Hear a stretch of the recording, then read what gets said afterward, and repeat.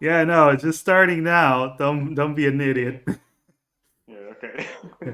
Yeah, and then I kicked him in the Oh, hi guys. Yeah, that's Uh, usually how we start the stream, yes. with someone saying some stupid thing. Yeah. Well, it What did is. I roll? It is what it is. All right, so Why did I roll deception? Because you dude, said we killed the dragon by ourselves, Oh yeah. and they kinda didn't. We kind of did. So yeah, okay, sure. Anyway, welcome, everyone to the stream, and everyone in the VODs, and everyone that will show up eventually. I hope. Uh, welcome to Telia Pathfinders with my good friends, Spyro Proxy. Hey, Yes, and the good old Captain Isfar. aye aye. Sure, let's go with that. Apparently, there was a switch somewhere that I wasn't aware of, but that is perfectly fine. I don't judge. Anyway, welcome to the stream to episode 6. Apparently, with I should actually rename Talia Pathfinders to just Talia Knight or something, since both of I you are heavily armored knight Yeah, dudes. but I'm not a knight. I'm a mercenary. Sure. I'm a warrior. Yeah. Uh huh. Some could say I'm a fighter. Right. So, which of you wants to do a retelling of what happened last session? I did last one, so this one is Yeah. Spyro. And I did the one before, so I think it's your time. Your turn. Yeah. No. Again? Alphonse, go. All right. So we started to fight against that 3 dudes, and we actually fought a tree and the dudes.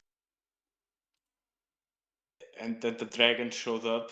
A dragon made of trees. I don't know. Just good And thing I dudes. had my axe. There were a lot of explosions of light. Sometimes it felt good. Sometimes it felt bad. Then we go inside the tree and we stab a rune in the ground. And then we jump back and the dragon's dead. And we came back and we got 1,000 gold, which I think it's more than no, it's barely fair that we got 1,000 gold for that mission, since the physical and emotional traumas were so enduring. I mean, at least 10,000 gold for that, right? You know, I think it's telling that during the recap you focus more on the fact that you got 1,000 gold and it wasn't enough than on the actual fight. Yes. Well, priorities. I tried to Priorities do the indeed. recap as the character. Yeah, and like I said, it's telling. It is telling when it comes to Alphonse that he. I can't buy food with fights. Can't buy it with gold or platinum. I don't know, dude. I think 1,000 gold gets you a lot of food. Just saying. All right. Well, So depends on the food. that is If I also want to fair. eat gold bars or something, diamond rings. Wow. Sure, Do let's it. go with that. So we return to the world, to the continent of Telia, where our intrepid adventurers, members of the Pathfinders Guild, more specifically making their current base in the town of Snaken, which is at the edge of the known world, the discovered lands. We cut to 1 month after the events. Yeah. I wanted to do something, but I can't say it. Well, I guess we'll have downtime. Like, Yeah, you're gonna have we'll downtime. probably Shut say up. what we did. Okay, sorry. We cut to 1 month after the events of the attack on the town and the Root Lord's demise. During that time, the town has been recovering, has been rebuilding. After lots of funerals were had, lots of questions were answered, and some weren't even close to being answered. We are now going to downtime. So you're going to each tell me what you did on each of the 4 weeks. So you have 4 weeks of downtime. You have to pick, first of all, how you wish to live during those 4 weeks. Just telling me the level of comfort and what you choose to do in each of the 4 weeks. You can do something that lasts the whole month, or you can just do something week per week. So, what do you wish to do? Oh, first of all, how do you wish to live? Does the guild pay us a lifestyle? No. Okay. But You- what would the sleeping and eating in the guild would cost? if you're just sleeping and eating in the guild, that would be a modest lifestyle. Okay, so I'll go with yeah. that. Yeah, more or Okay. less. So that would be 7 gold per week. So that comes up to 28 gold total that you're spending for the whole month.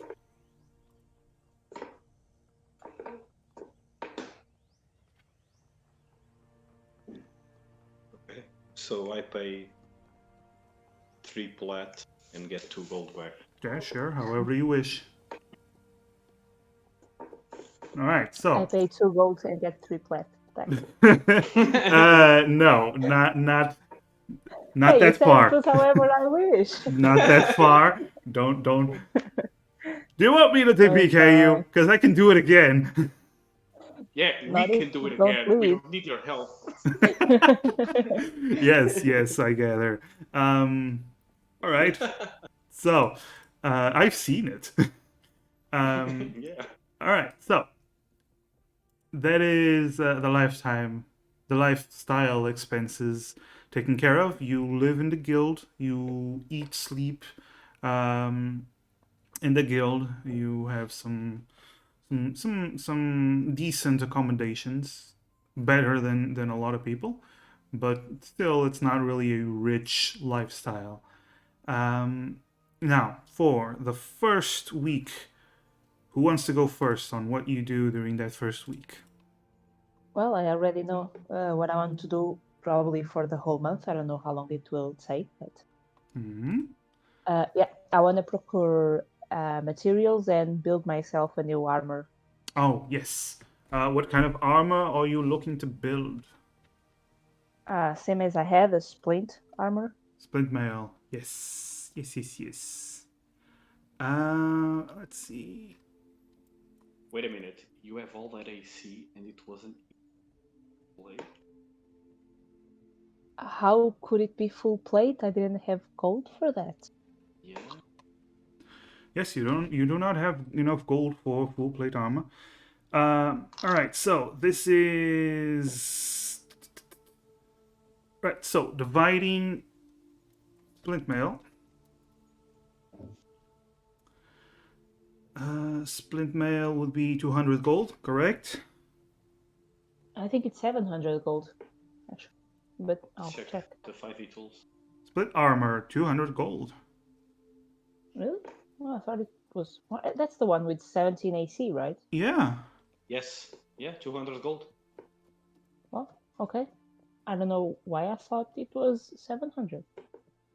All right. It's Um, better. do you want to attempt to build one with different materials? Tell me the costs for it. Uh, Let's like, see. what would the different materials cost me? For example, the mithril or Yeah, you have mithril and you have adamantite. adamantite. Yes. Let's see. Real quick. Nope, this is not the list I wanted. God, guys, I have so many lists. I I bet understand. you do. I have too many lists, actually. How Uh, much of that have we used? over the years, a lot. Oh, Um, He's a list hoarder.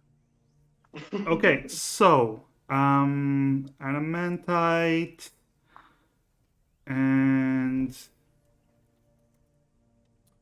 right. So mithril would cost an extra 700 gold.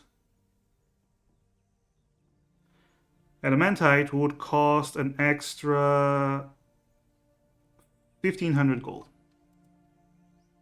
All right, I'll just go with normal All right. wind armor. Yeah. All right. So, you attempt to build an armor with a split armor with your skill. That would be let's see how many days it would take you. All right, Oh, that would just take you a yeah, week. okay, okay. I'll just buy new smith tools because mine were in the other gear. Yep. So before I do that, Yeah, I'll you buy can you smith can you tools. can you Yeah, can get them at I'll just the same the standard price. yeah. All right.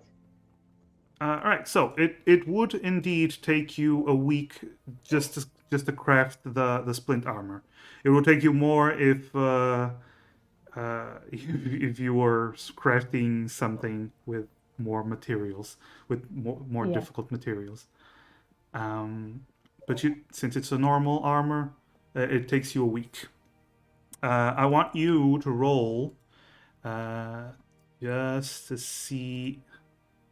Let's see, crafting an item.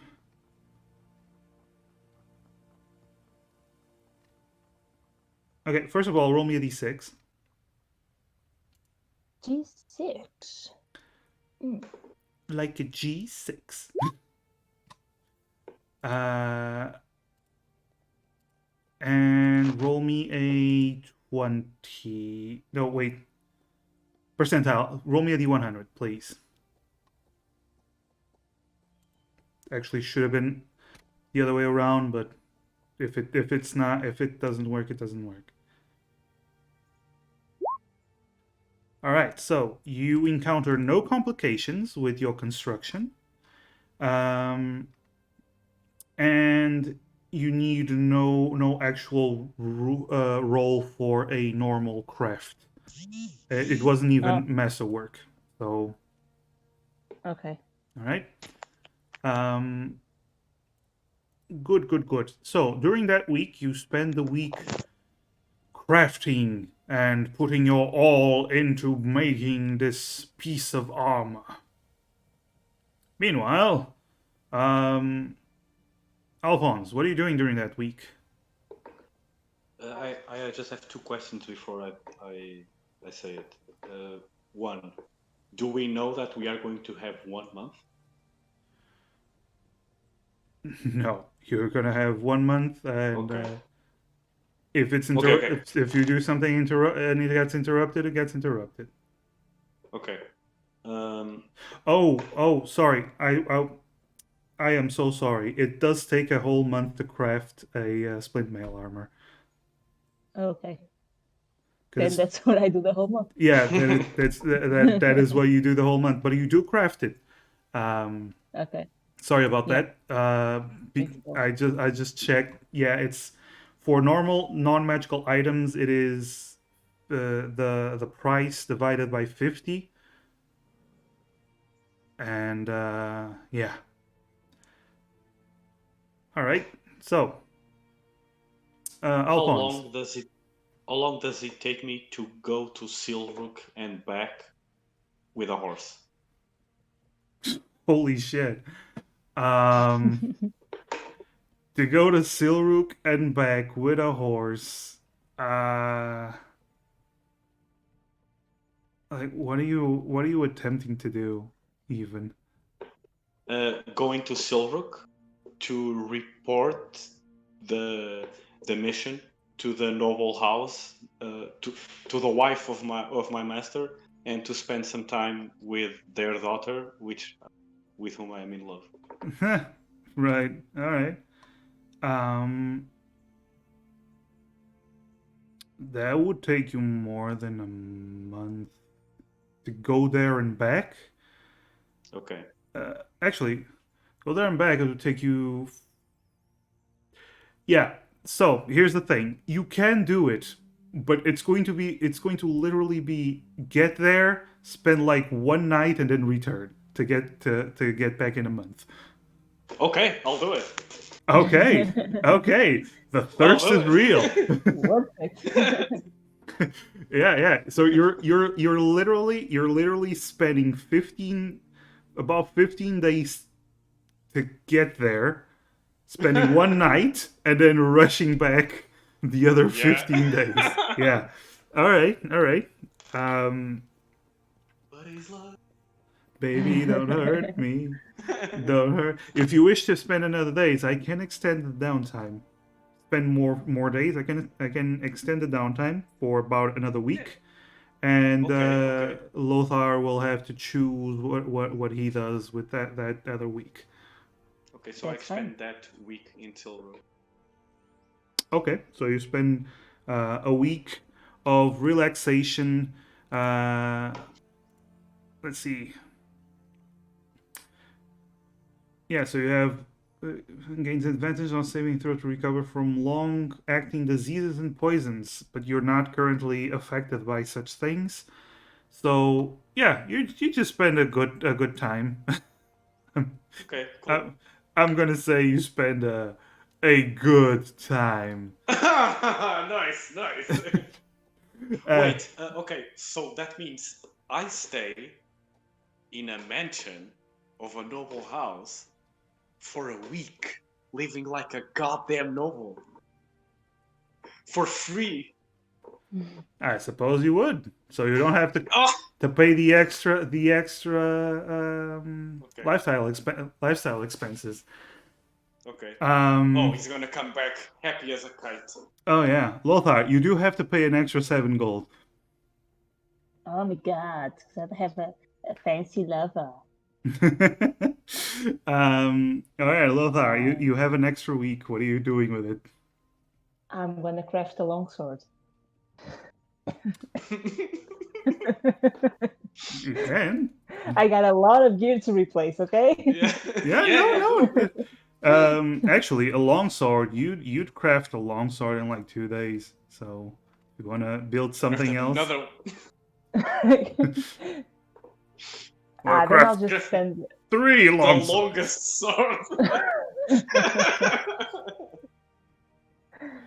I'll just spend the rest of my days like training at the guild, hanging around, see if I hear any interesting rumors, somewhere I'm needed, stuff like that. All right. Roll me just an investigation then.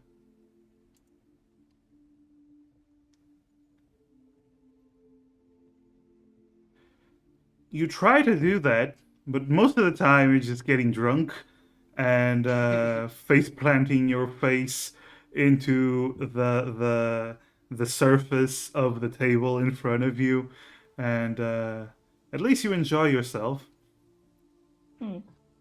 It's good enough. And by the end of that 5 weeks, you return, Alphonse, to the town. Big smile on your face, while Lothar you have in front of you your describe your armor and your longsword. What does it look like? Well, it's black armor with some golden inlays, pretty much Bloody all over. freaking da. Bloody freaking da. Uh-huh.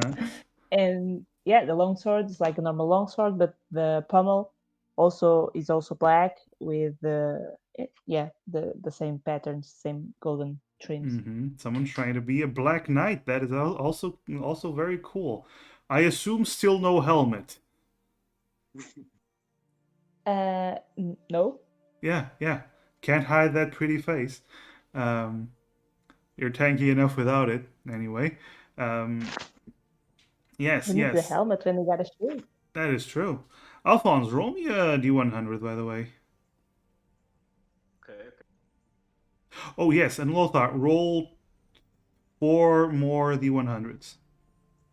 4? Yeah, one for Oh each week. god.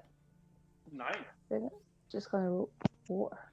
Alphonse, roll me 4 more, please. Okay. Okay. Okay, I'm gonna do this.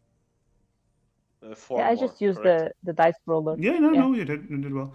Lothar, you had no complications whatsoever during those 4 weeks, those those other 4 weeks. Um, damn, it's raining a lot. It is. Wow. Okay. I heard I It's heard Lola. I heard thunder. So Yeah, it's the storm, Lola storm. yeah. Yeah. If the stream cuts, my internet cuts, you know what happened. Yeah. God. What Yeah. I was like, you're not playing D&D today. Two Um, fighters. The fuck is this? what is this? This is not my D&D. I didn't make it like this. Make This up. is not variety. Where are the clerics? Holy shit! Well, lightning storm is right above me. That's nice. Anyway, Oh, She winter looks soul. 3d10 damage. It's okay. all right. So where were we? Yes, Alphonse. While it was a wonderful week indeed that you spent there, during your travels, at one point you were drinking in one of the taverns along the way, and unfortunately, you found that some of your well earned platinum was stolen. So I burned the town. Unfortunately, you only Okay, how much? noticed sometime much later. You lost. Let me roll. Yeah, do it. Ah, cool. You lost 76 gold pieces. Okay. So someone got a good hand, a good Yeah. handful I got it. handful of money. I'm gonna cut that in. I see someone with 7 pieces. Yeah. Yeah. You look at For everyone's anyone first. paying a platinum. Yeah. Give me So your money. you go into town and you hear a guy say, "I'll sell it for 76 gold pieces," and the other guy goes, "Ah, I have exactly that." He says, In "Aha." platinum. Yeah. So it would appear that 7 pieces of platinum went missing, and a few. No, I have gold. I can take 70. Yeah, sure. Yeah, but Actually, it makes sense that a peasant or someone will look at platinum like, the hell is this? I'm gonna take the gold. Never seen this shit. I don't know what it is. All right. Cool. So, the end of the 5 weeks, you all gathered at the Pathfinders Guild. Lothar, since I Alphonse wouldn't see this because he spent the whole 5 weeks away. Lothar, you are used to there being some activity in the guild. As you all know, the Pathfinders Guild is an expanding organization. It is not just one place. You are in but one of the branches, and many of the Pathfinders make their living wherever their job takes them. And then there's some like you, Lothar, who tend to stick around a certain branch that seems to have treated him well. And you do see a couple of Pathfinders that stick around. Some of them go on jobs, some of them return, some of them don't, ever. Some of them move on to other branches, and some of them come from other branches and stick around this place. New faces. Alphonse, for example, was one such new face. Um, you've seen this. You spent the whole 5 weeks after each sweaty, hard earned day at the smithy. You return to find new and old faces. But you have noticed a bit of a change, Lothar. It would appear that this branch has been declining in the number of regulars. Some regulars have died, some have quit. Yes, yes, Lightning. I'm trying to speak. Thank you. Well, that was lightning. I heard that. I Yeah, heard that too. yeah, Yeah. yeah, Wow. yeah. That is not the soundtrack. That is literally outside my window. Can I come in? Come on, let me in. No, you did. Shut up.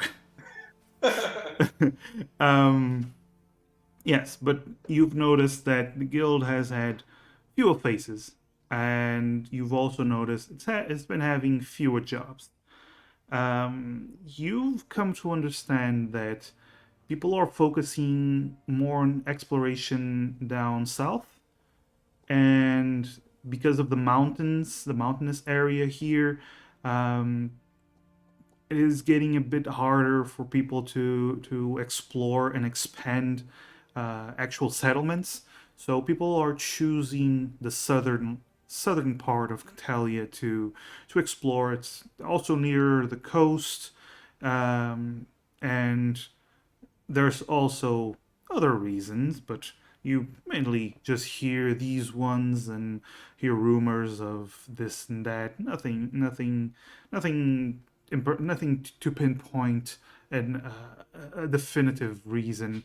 It's mostly just people are just focusing more adventuring down south.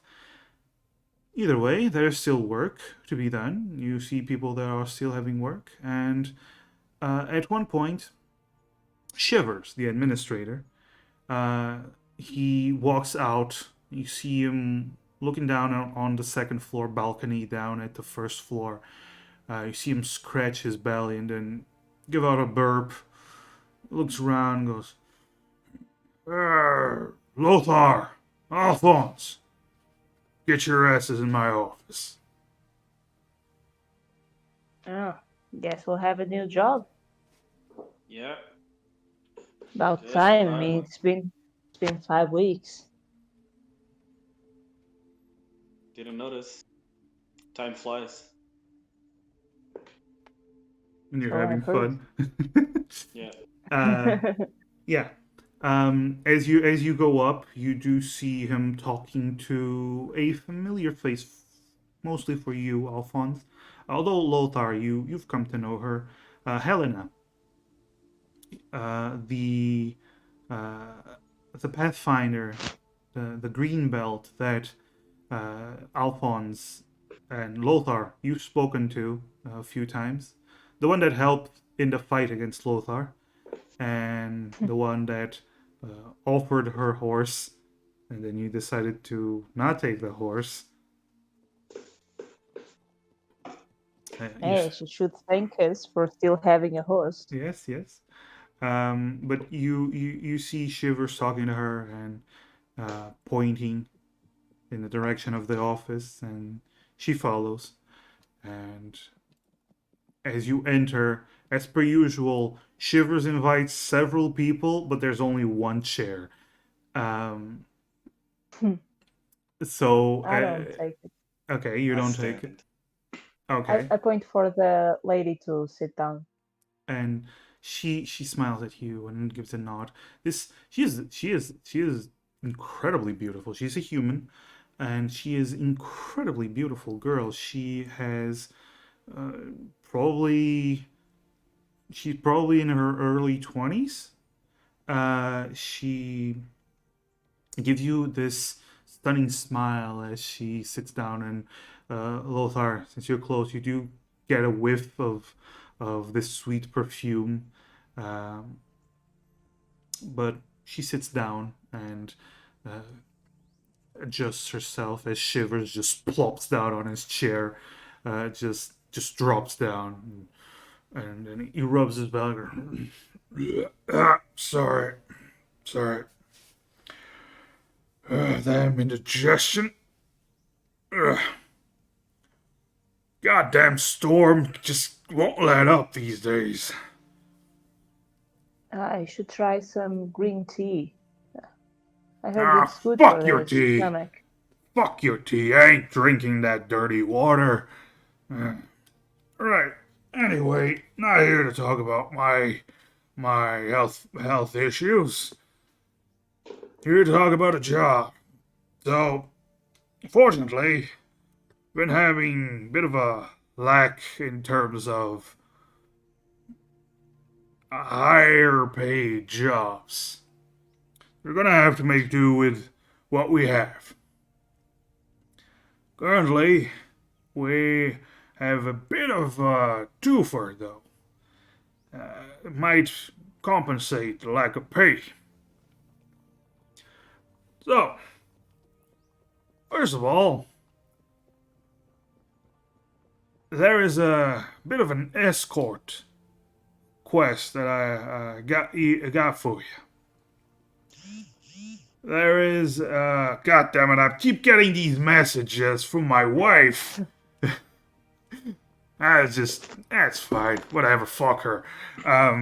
Ah, just tell her you're in the meeting. Yeah, sure, meeting. Uh, he rubs his belly again. But, bit of an escort job. You gonna be escorting a few caravans. We are making a new settlement around the mountain. Seems like they found a good place to set up shop. The company, Valiant Bark or something. They decided to set up some mining operation over there, and seems like a bit of a town is growing from everyone that's been building, that's been working there. So looks like they want some sturdy, strong people to escort them. Seems like the animals around the area have been getting a bit rowdy, and they want someone with big swords, heavy armor, mean looks to protect the caravan. You up for it? How much? Well, we can discuss the price afterwards. This is not going to be a looks at your blue belts. It's not going to be a blue belt kind of mission. Yeah. Well, I've been sitting around for too long. I think it'd be nice to stretch my legs. There we go. Small That's the job, you spirit. know. That's the spirit. Shouldn't be too hard. Pretty much is gonna have to sit around and watch for a few, probably a manticore or something. It's not really that difficult. How far away is the new settlement? New settlement, and he opens up a scroll and starts to look through it. Apparently, they're predicting the trip's going to take about 7 to 10 days. All right. Shouldn't be too Uh, far considering they're carrying a lot of stuff. Yeah, you're not going to be going on real fast horseback speed like I saw you leave in town. He's looking at Yeah. Alphonse and giving a wink. hmm. That is my personal life, and I'll discuss it when I want to discuss it. Yeah, sure. Didn't mean to intrude. And at this moment, What Helena. about reports? Okay, go ahead. This moment, Helena just raises her hand. I don't have big swords and heavy armor, and I don't believe I have mean looks. So why do you want me on this? Definitely not. She gives you a That's right. she gives you a smile, a very innocent smile. Lothar, and actually Alphonse as well, because you're both used to being around nobility. You do know Honestly, that, also. yeah, you're used to being around nobility. You do know that she has a great poise. She is clearly not a commoner, and you've heard, Lothar, you've heard her name. It does contain two surnames. So you do know that she is, about your status within the big pyramid of social activity. hmm But she does seem like a very sweet but innocent girl. Um, but Shivers gives a nod. You're gonna be there for the second mission, second job. Well, not gonna say you're not gonna participate in the first one. You're still gonna have to go with him, but you're more of the smart thinking type. And she widens her eyes and looks around like, sure.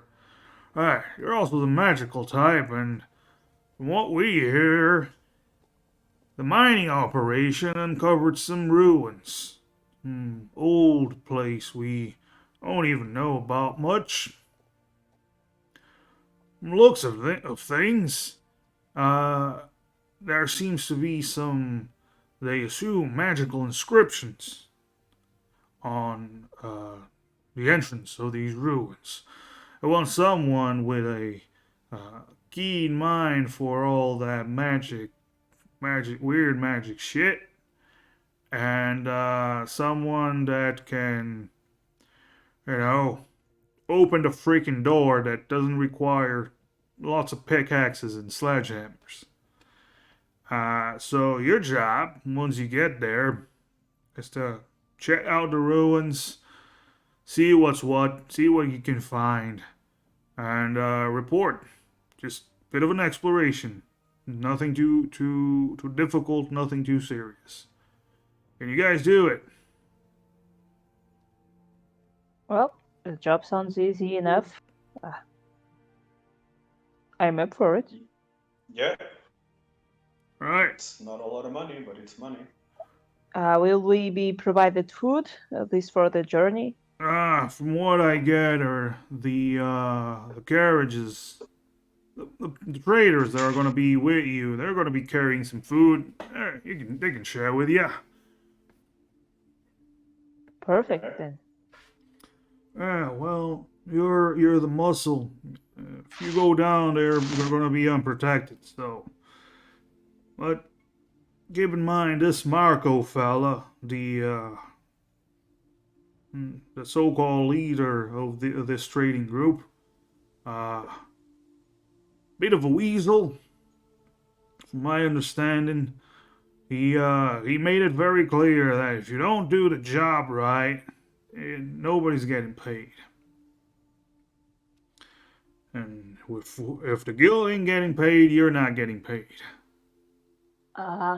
With the job, he means both parts. The escorting and the ruin exploring, or just Oh, the no, the first escorting one. part. Just the first one. The exploring is more of it's not doesn't have anything to do with it. It's more of the company that hired us. He's just, middle management. All right. He's a bit of an asshole though. Sorry. And he just taps his gut again. Right, so Well, apparently you'll be leaving the day after tomorrow. So get your affairs in order, get your shit together, and well, get to it. Alright.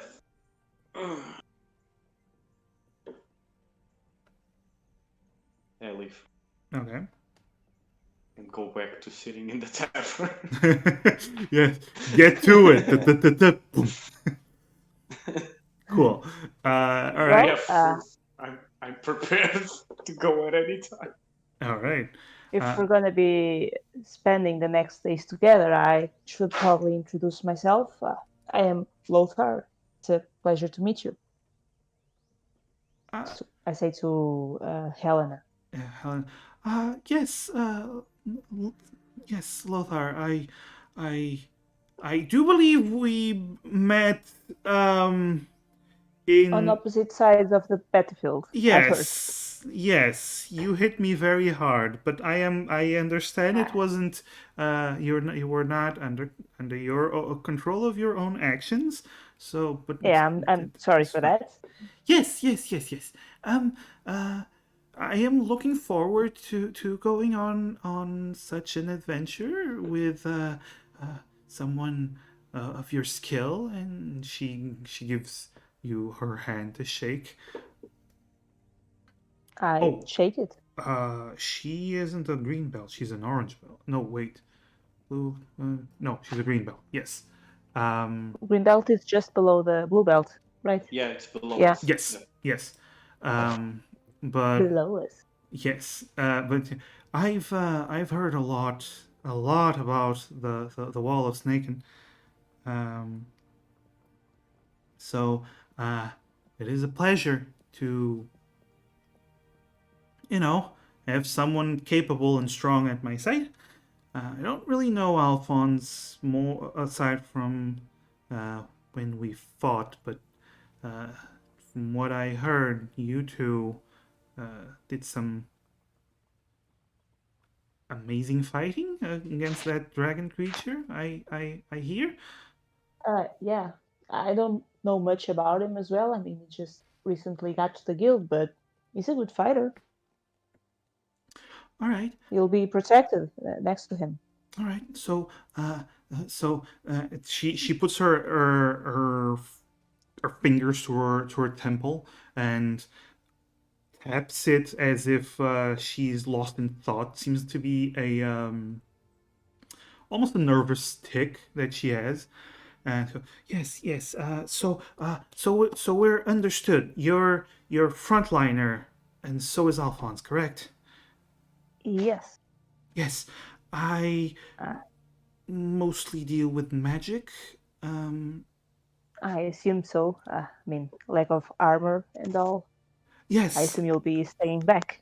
Yes, of course. I tend to have my own armor, and she wiggles her fingers, and you see energy shifts around her as she activates her mage armor. Alphonse from the tavern just sees a flash of light, like, what the fuck was that? Triggers! Yes, Alphonse is easily triggered by weak By flashes. by young women casting magic. Fair is fair. Some people have bad experiences with all that stuff. Not gonna judge too much. But yes, she So she yeah. she smiled. I'm not really the. Oh dear, how should I put this? I'm not the best at fighting. Well, you just leave the fighting for us and focus on deciphering the runes and the whatnot. Because that's really not my specialty, and I assume Alphonse is not good at that either, All from what I right, know of him. all right. Well, I look forward to staying behind enemy lines and not get killed. From what the boss told us, it should be easy enough. Just a couple of animals and such, so you know, nothing to worry about, I assume. Yes, and if we do need, I do have a uh, bigger spell that I can use, but let's let's hope it doesn't come to it. Secret weapon, then. Interesting. You could call it that. Yeah. She All right smiles. then.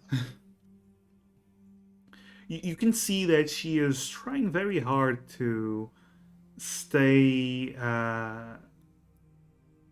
active in the conversation.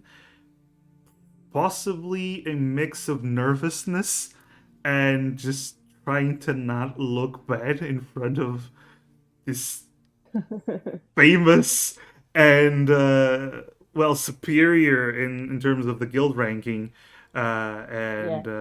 and not infamous, it's just famous uh, adventurer. uh, and you do know, Lothar, that she's only been in the guild proper for a couple of months, but even then she already raised to green belt. So She was always in the Snacken she came department. from outside, Right? but she raced to Greenbelt once she reached this town. When she started staying in town. Yeah. Well, I think I'm going to join Alphonse there for a drink. Do you want to come? Oh, sure, sure. And she I mean, she. if you don't have anything more interesting to do. Oh, I don't usually have a lot of interesting things to do. I like to wander about town and exploring and all that. I'm sorry, that's a bit boring, isn't it? Uh, Oh, no, no. I mean, you can learn a lot from just observing people and places. yes, observing people. Right. That's what I. That's right. That is. Someone understands me. Great. And she gives you a big smile. You can learn a lot from Yeah, people. Yeah. I like seeing yeah, the peasants. I sorry the normal the the I mean the people walking about. Yes. yeah, don't worry. Yeah, I mean, it takes some time getting used to it. I know. E- yes. You don't, yeah, you don't come from middle class, right? I mean, your Uh, name, yes, you have and two your last name. names. And your name as well. Exactly.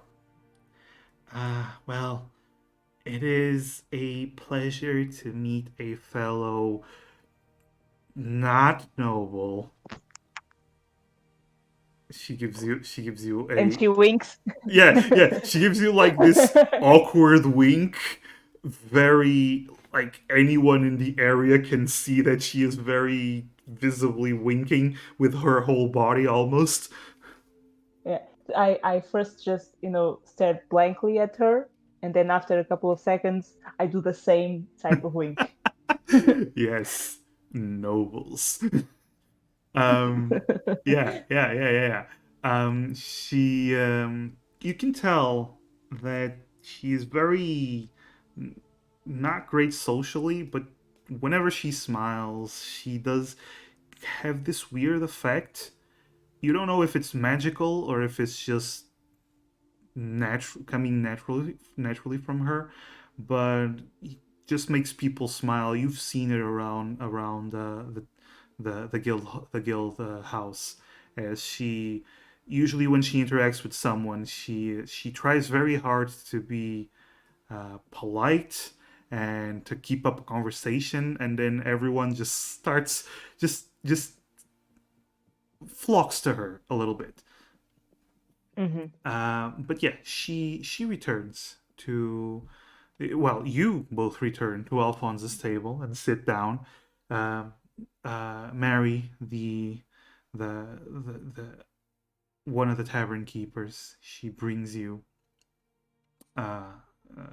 you, all three of you, an ale. She goes, heard you're going out on a job. Here's an ale for the travels. We're only leaving in a couple of days, but thank you. Yeah, well, that's the only ale you're getting for the travels. Better than nothing. Can we get a whiskey after this? You Not only get ale. an ale. And she turns around and leaves. It was worth a shot. It certainly was. So, Alphonse, are you ready for the mission, huh? Yeah. Fighting go wild right now. wolves and manticores and whatever. Yeah. Those are Should- dangers. That should be an easy mission. Have you ever been bitten by a wolf? I can't say that I have. I It have been hurts. bitten by a crab once. By a crab. It also hurts. I bet it does. The thing about wolves is a wolf isn't dangerous. A pack of wolves is. You need to identify the alpha and kill it. The thing about crabs is, they walk backwards. It's very hard to predict where they're going. They walk sideways. Oh, it looks like they're walking backwards. Actually, And it starts drinking. actually, I heard about a study that was made that wolves actually don't have alphas. Oh, so Alphonse here is wrong. Oh, I'm not trying Am I? I'm not trying to say you're wrong. I just read. I read a few books. Sorry, but I A few books a day. No, no, no, no, no, no, no. But when I was back home with my parents, and she looks like she's trying to think of the best way to say this. We had access to a few books. And I wink at her like that, very obvious. Yeah, and she winks back very obviously, and Alphonse, you Like, just I know see what you're doing. everything. You just see these So, two idiots you're winking. So, I suppose you could say that yes. I'm gonna be a noble too. I can trust him. I mean, he's going to be our companion for the next week. It's I don't want any misunderstandings. I don't really hide my lineage, but I just don't think it is a characteristic of who I am. So I'm trying to not be defined by it. In if that makes sense. Yeah. Right. I think you're sounding just like the nobles I know, which is good. I guess. You haven't met the wrong type of nobles. Which is everyone else, I assume. Yes, I would say there are some difficult people, in a way. Yes, very difficult people. Not everyone is difficult, though. There are several people that just want to live their lives, and several people that are very kind and give back to the peasant. Sorry, the. Lothar, what's Say the it. word? Let us say it. So, Uh, I think it was the community. people. Community. Yes, Okay, that's yes. a good word. Say peasant. Call me a peasant. That's what I am. Call me a peasant. Alphonse, as I do not wish to be defined by my. Call me a peasant. So, I will not call you that. What Damn she's right, saying I'm is not a that peasant. I'm a mercenary veteran. Um, okay. He looks very confused, looks at Lothar. Is he always like this? I don't know, really. The only time I spent with him was fighting. Oh, Or, but come on, Alphonse. Don't need to be like that to the girl. I mean, she's not meaning to be Just, rude or anything. I'm in a good mood. this is him in a good mood. Apparently. Okay.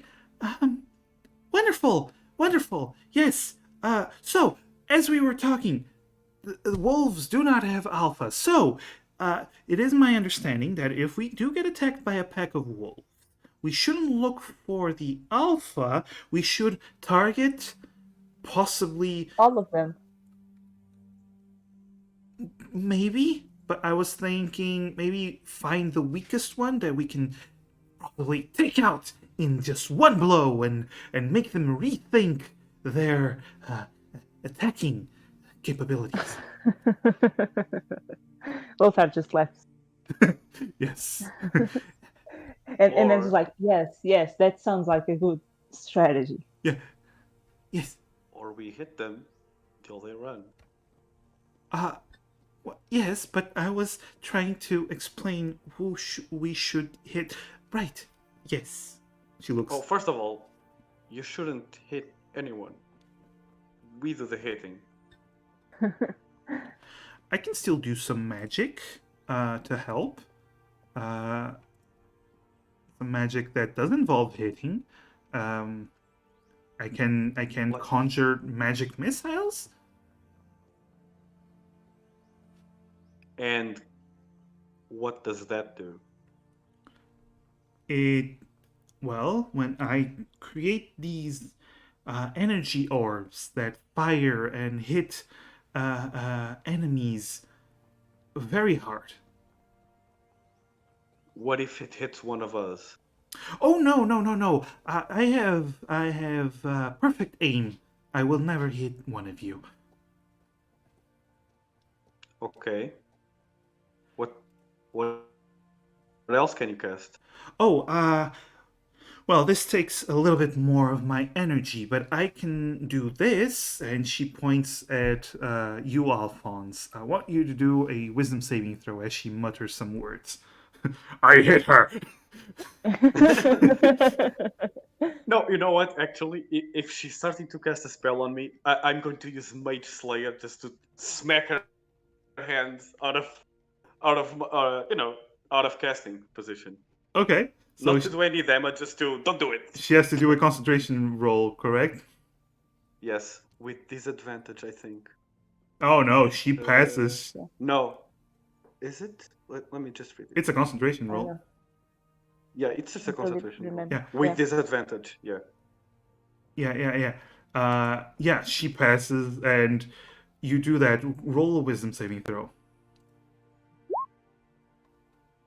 Yeah, I think she only has disadvantage if she's concentrating on a spell. Like if she's keeping concentration and has to do correct. Yep, save. All right, so you resist, and she. Oh, I'm sorry. I was just trying to show you. She like rubbing her hand where you hit her. I was just trying to show you what I can do. Don't Oh, come on. cast magic on me. I'm so sorry. I didn't. It's okay. You didn't know, but don't cast magic on me. I don't like it. Understood. It's not natural. Understood. Well, I do have other spells that I can use, but I don't think I should show them. Just Next don't time, show. just Yes, talk describe about it. maybe. Yes, yes. Ah, yes. Well, Or I was well, just you can attempting. do it on me if you want. All I right, don't mind. all right. And Lothar, she, you don't have to do this. Like, Alphonse is worried. He's worried. It's fine, Alphonse. Don't okay. worry. Yeah, Uh, just a uh, little magic. she starts casting that same spell again, and Alphonse just smacks her just on reflex. No. Yeah, I'm kidding. Yeah, she starts casting the spell again, and I assume you just let it flow. Yeah, I don't Okay. resist the And control. as you're like lifting up your mug to drink, suddenly your muscles lock up, and you can't move at all. I just move like my eyeballs, Yeah. looking around. And she goes, yes, I can do that. It only works on humanoid creatures, such as ourselves. And sorry, Lothar. And she undoes the spell. Sorry. Ah, thank you. I was getting really thirsty those 5 seconds. Uh, And I take a sip at my drink. yes, sorry. Right. I can do this, and I can do a few other things. I I I try to be helpful when I can. Where did you learn magic? Oh, it kind of comes natural. I get these flashes and sometimes dreams, and sometimes the ideas just come to me, and I just focus, and sometimes the magic comes naturally. I don't really control what I learn, if if if that makes Uh, sense. It just comes to me naturally. well, most casters I know, they studied a lot, to learn their spells. Yes. I know most of the people are not like me, but I try to understand my powers, and that's why I also try to read a lot and study people in general, just to see if I find anyone else that can do my has my abilities. The caster I knew prayed for spells. Ah, yes, divine magic. I suppose that is one way of doing it. I've never been very religious. I worship the gods like every other mortal, of course. But no, not that fervently. Um, Well, maybe the gods just like you and decided to give you magic. Maybe the gods don't exist. ex- Maybe she killed the gods and took their magic. okay, now this conversation is getting a bit out of hand. I was just throwing wild theories, don't worry. Right. Mr. Alphonse, um, I would be careful with saying that out in the open. Why? Are the gods going to strike me? No, but people might be offended. And, Oh, I'm uh, sorry. and you might be visited by an inquisitor at some point. Probably. And I think it's more likely for the Inquisitor to be visited by Alphonse, actually. no, I'm not worthy of the time. Um, sure. Well, let it be known, and she raises her voice a little bit. Let it be known that the gods are indeed real. The guild should be a safe place, Helena. No need to be, Yeah, you know. Sure, stiff. sure. Plus, you're with us now. You'll be fine. Of course, of course. You see, my problem with the gods, Elena, is that we pray for kindness. And if we get kindness, the gods are wonderful. And if we don't get kindness, it wasn't meant to be. So, what are we if not just puppets in the hands of imaginary fabled creatures that we made up?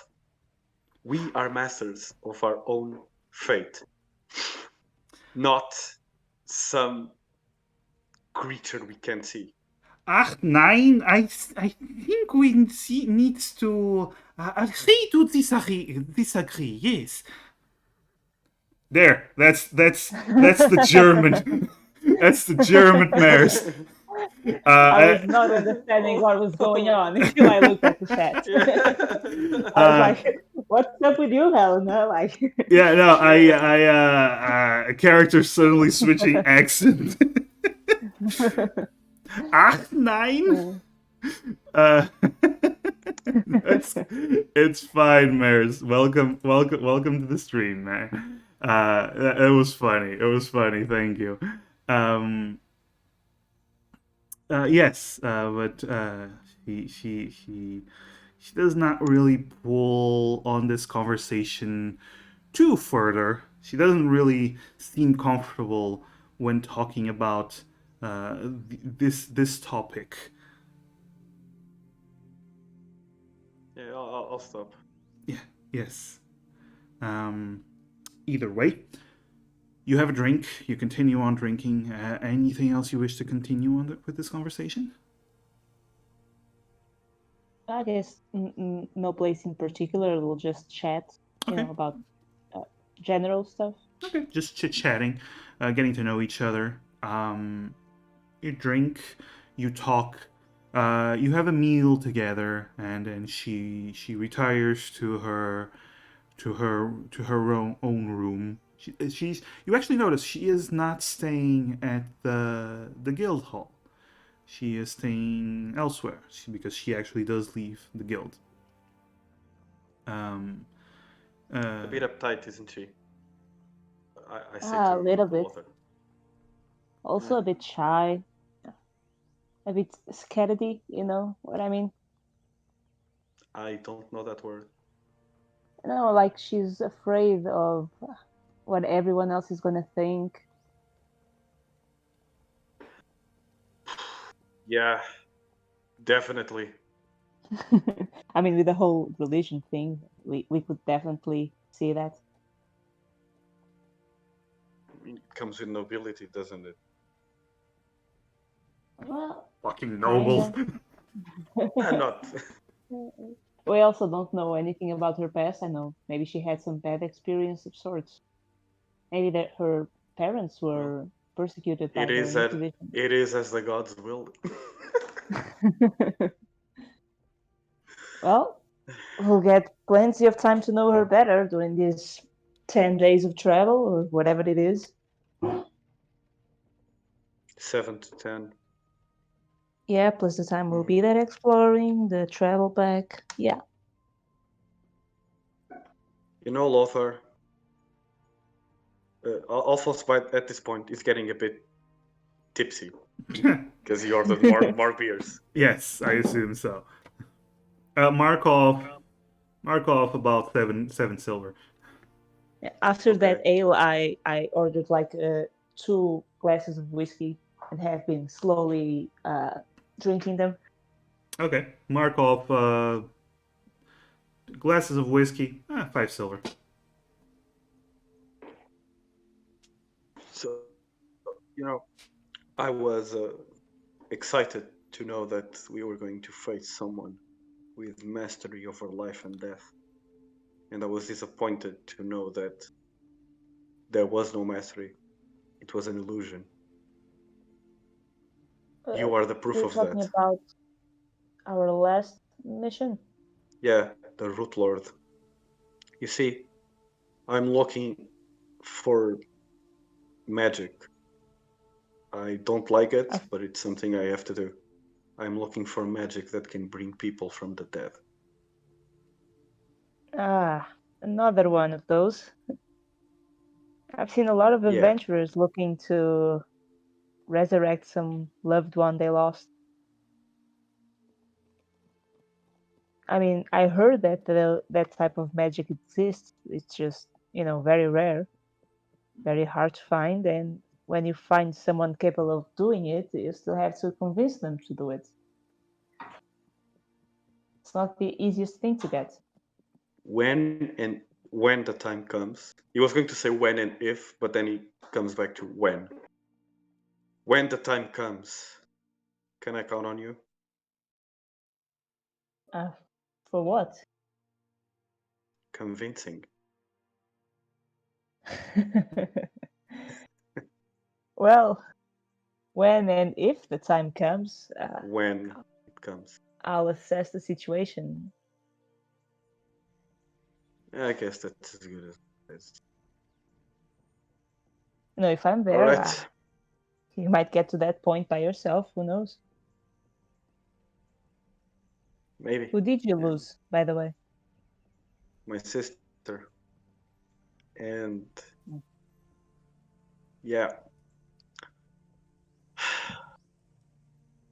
How did she die? Was she an adventurer as well? That's not the conversation I will have now. But we were adventurers, yes. And she died because I was weak. That's the gist of it.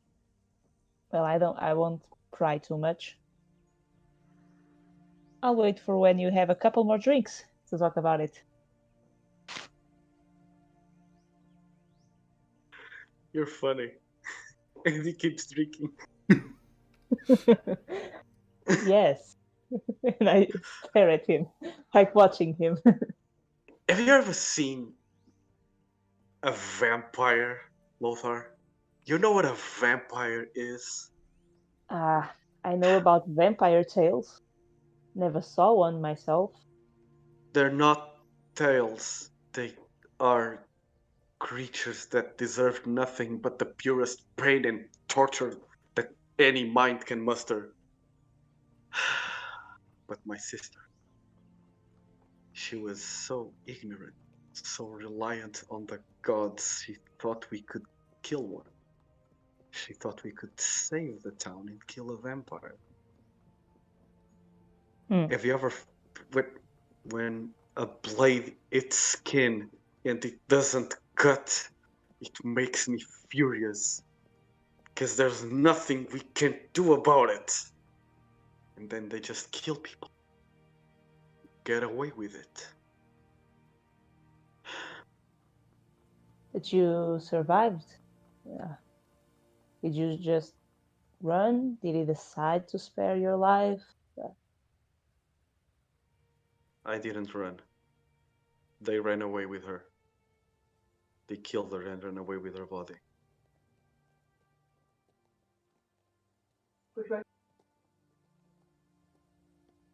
I see. Well, I'm sorry for your loss. It's not a loss. It's temporary. Because I need to find that magic. Even if I have to kill a god or I don't care.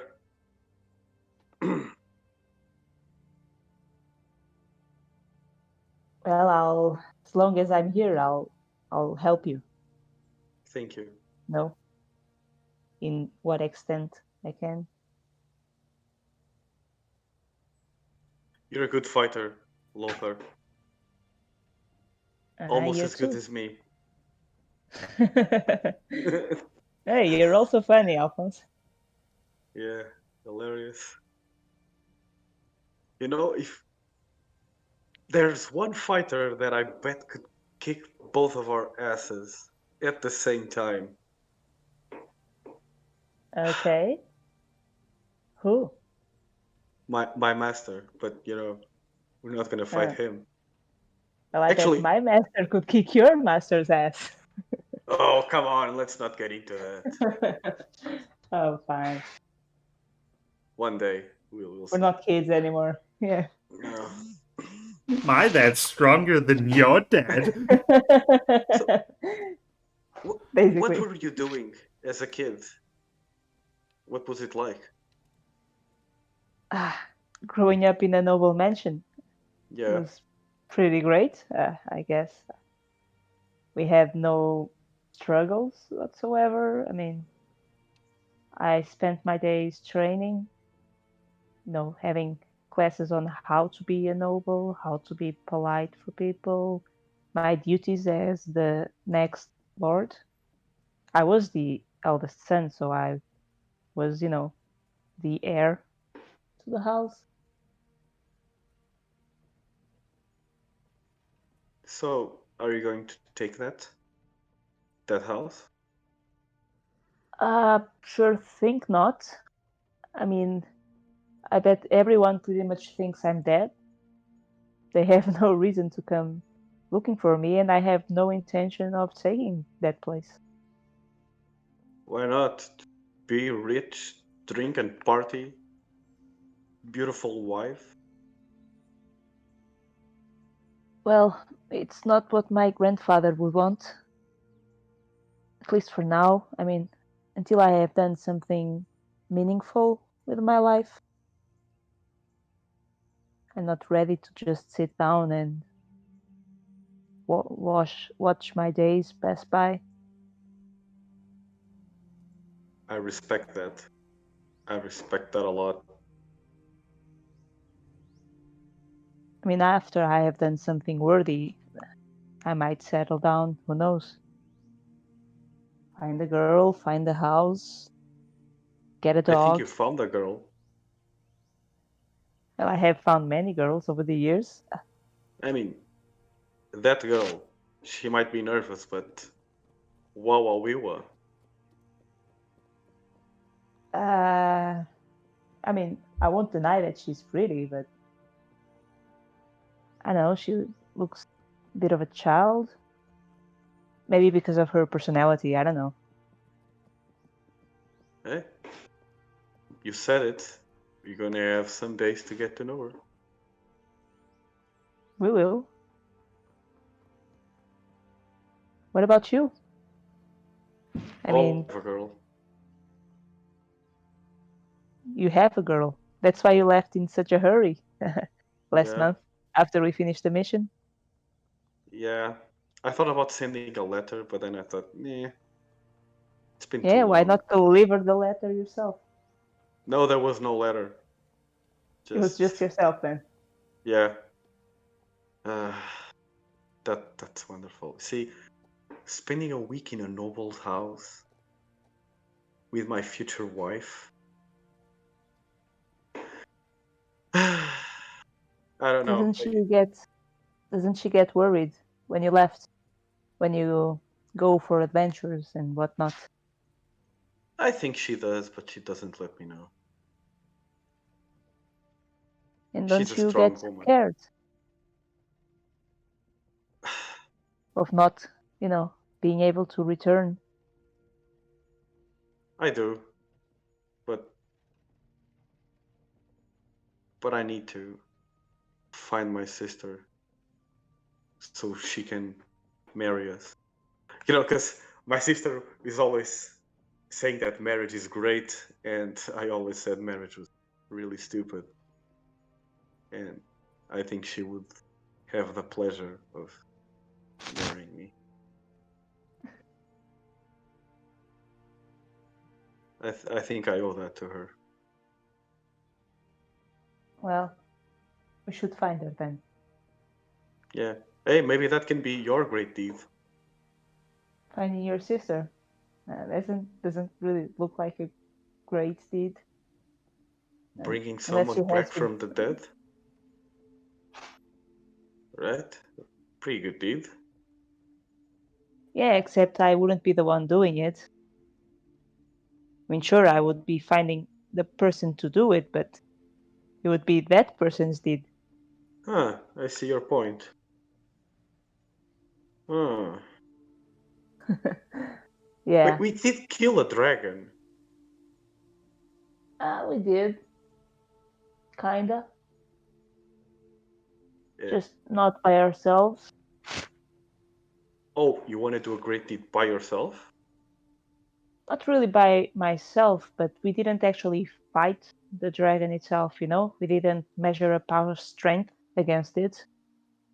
He just simply died when we destroyed the magic, the origin of the magic, the font of magic or whatever that thing was. So to me, it doesn't really count as killing a dragon. Okay, I think I got it. You're after glory, not victory. Glory. Correct? I guess we could say that. Okay. Full disclosure, if I get an easy victory, I'll take it. I don't care about glory. Oh, I'm not saying I'm not taking easy victories. I mean, I will always put the greater good in front of my glory quest or whatever. But what I'm just saying is that if I don't actually fight my enemy, if I don't face him, it's not really befitting it. Yeah, I understand. I understand. I mean, we're fighters. You know what I mean. It's Doesn't what we mean we do. have to fight. Yeah, but doesn't mean we have to fight at every chance we get. People die in fights. We might die in fights. We can avoid that. But We I can. understand. When we can't, might as well be stronger. Who knows? Maybe we will find something in that mine that will bring you great glory. Yeah. According to the boss, it was some sort of ancient ruins or whatever. Who Yeah, knows what is hiding down there? maybe it's piles and piles of gold. Maybe. Maybe it's something even better. Better than gold. You're drunk. Haven't you heard of artifacts? Ancient weapons with ancient powers. Old swords with myths and legends. And magic. I know you don't like magic, but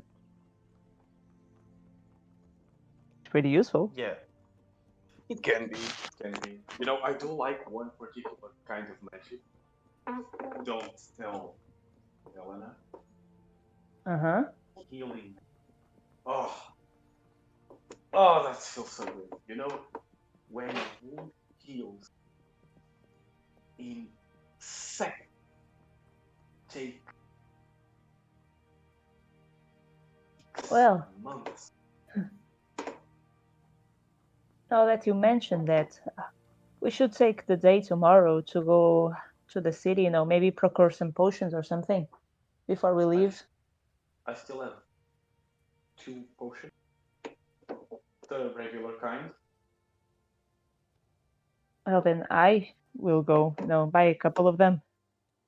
Because, I mean, you and me are fighters. Helena seems to be some sort of attack caster, so we don't have anyone for healing magic. No, we don't. You know what's better than healing? Not taking damage. Yeah, even better. No, I know that. I'll go with you. Get some of that. Well, great then.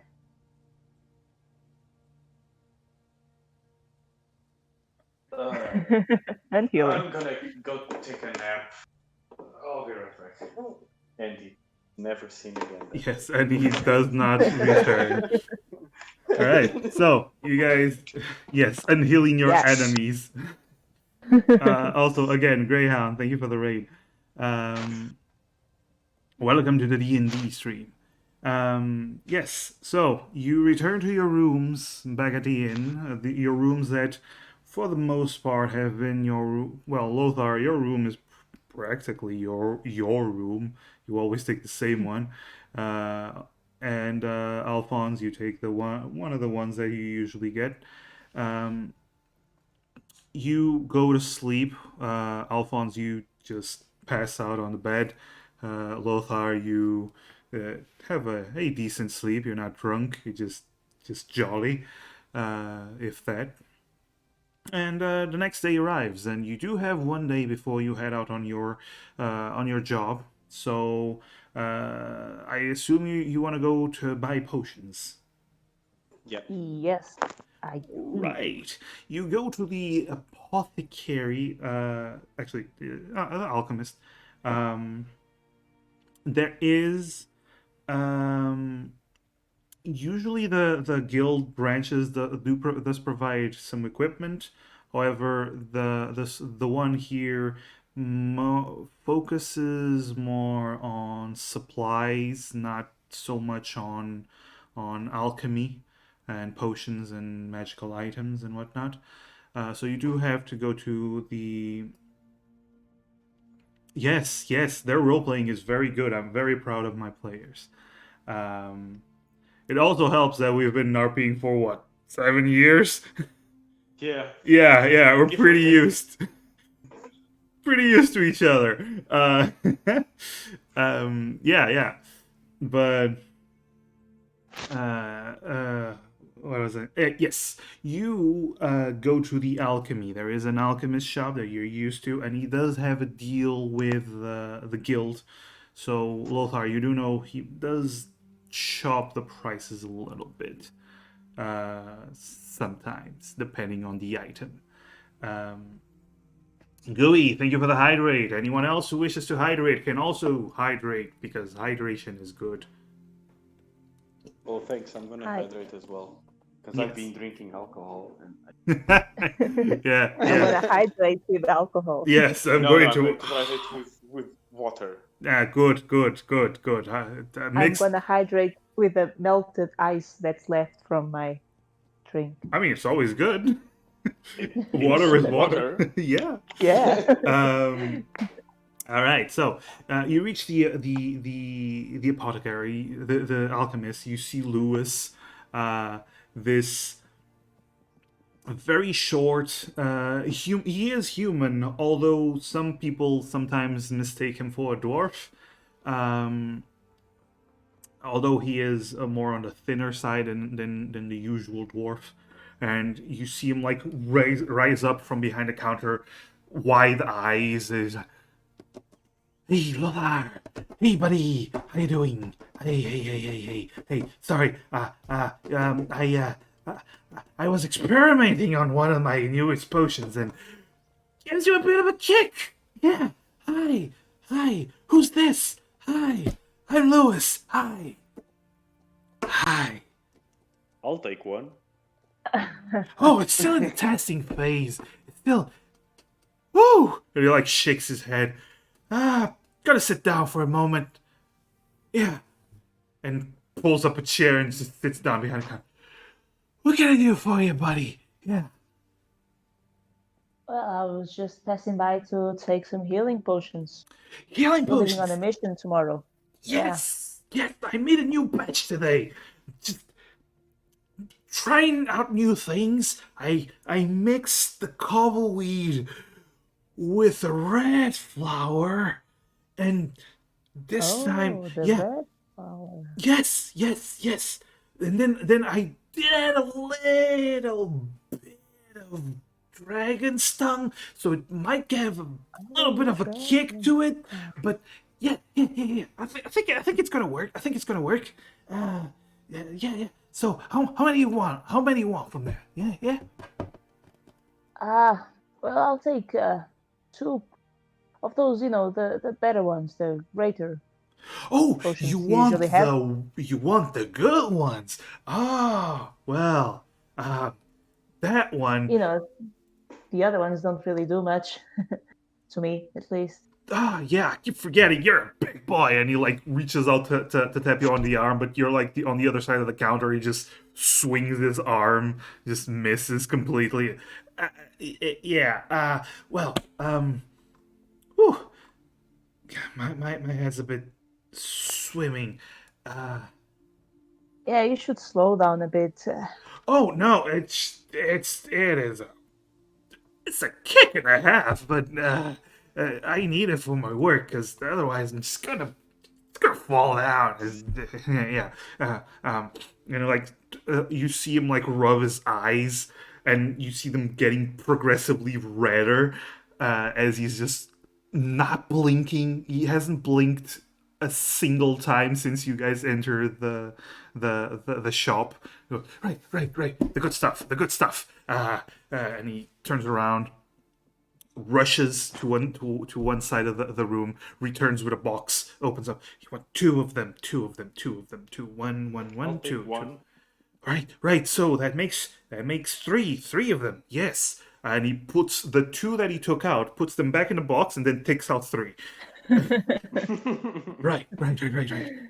Uh, there we go. He puts the three of them, two in front of Lothar, two in front of Alphonse. Yeah. Special deal, cause you're guild people, and it looks. Ah, look at that! You're also a blue belt. Congratulations! Congratulations! Pretty sure you earned that, buddy. Yeah. So, Yeah, you were telling us about the prices. right. So, I'm gonna warn you. I didn't use the usual chimera blood on it that I used to use. I did add a shit ton of dragon's tongue, so it's probably gonna burn going down, but it's gonna heal up right away, so these still work. So just for that, I'm gonna make it 175 gold per piece. All right. And I give him the gold. It's always 175 gold per bottle? yeah. And you said you're not even using the regular ingredient? Yeah, I'm trying out the new ingredients. It still does the same amount of healing, just gonna burn a little bit. It's almost like a strong whiskey mixed with some chili peppers. Yeah, he If likes you- to, if you- change up the flavors a bit. Yeah. If you Every time try I these come here to buy potions- potions, it's different. I'm sorry. What did you say? What did you say, Alphonse? Have you tested this potion? Uh, You guarantee they work. I haven't tested, but I guarantee they work. I stabbed my brother with a knife, and then he drank it perfectly fine. He only limped for a little bit. Okay. If you allow me a counter offer, 160 gold. If you allow me to tell you to take the 175 gold or nothing, because I'm already lowering the price.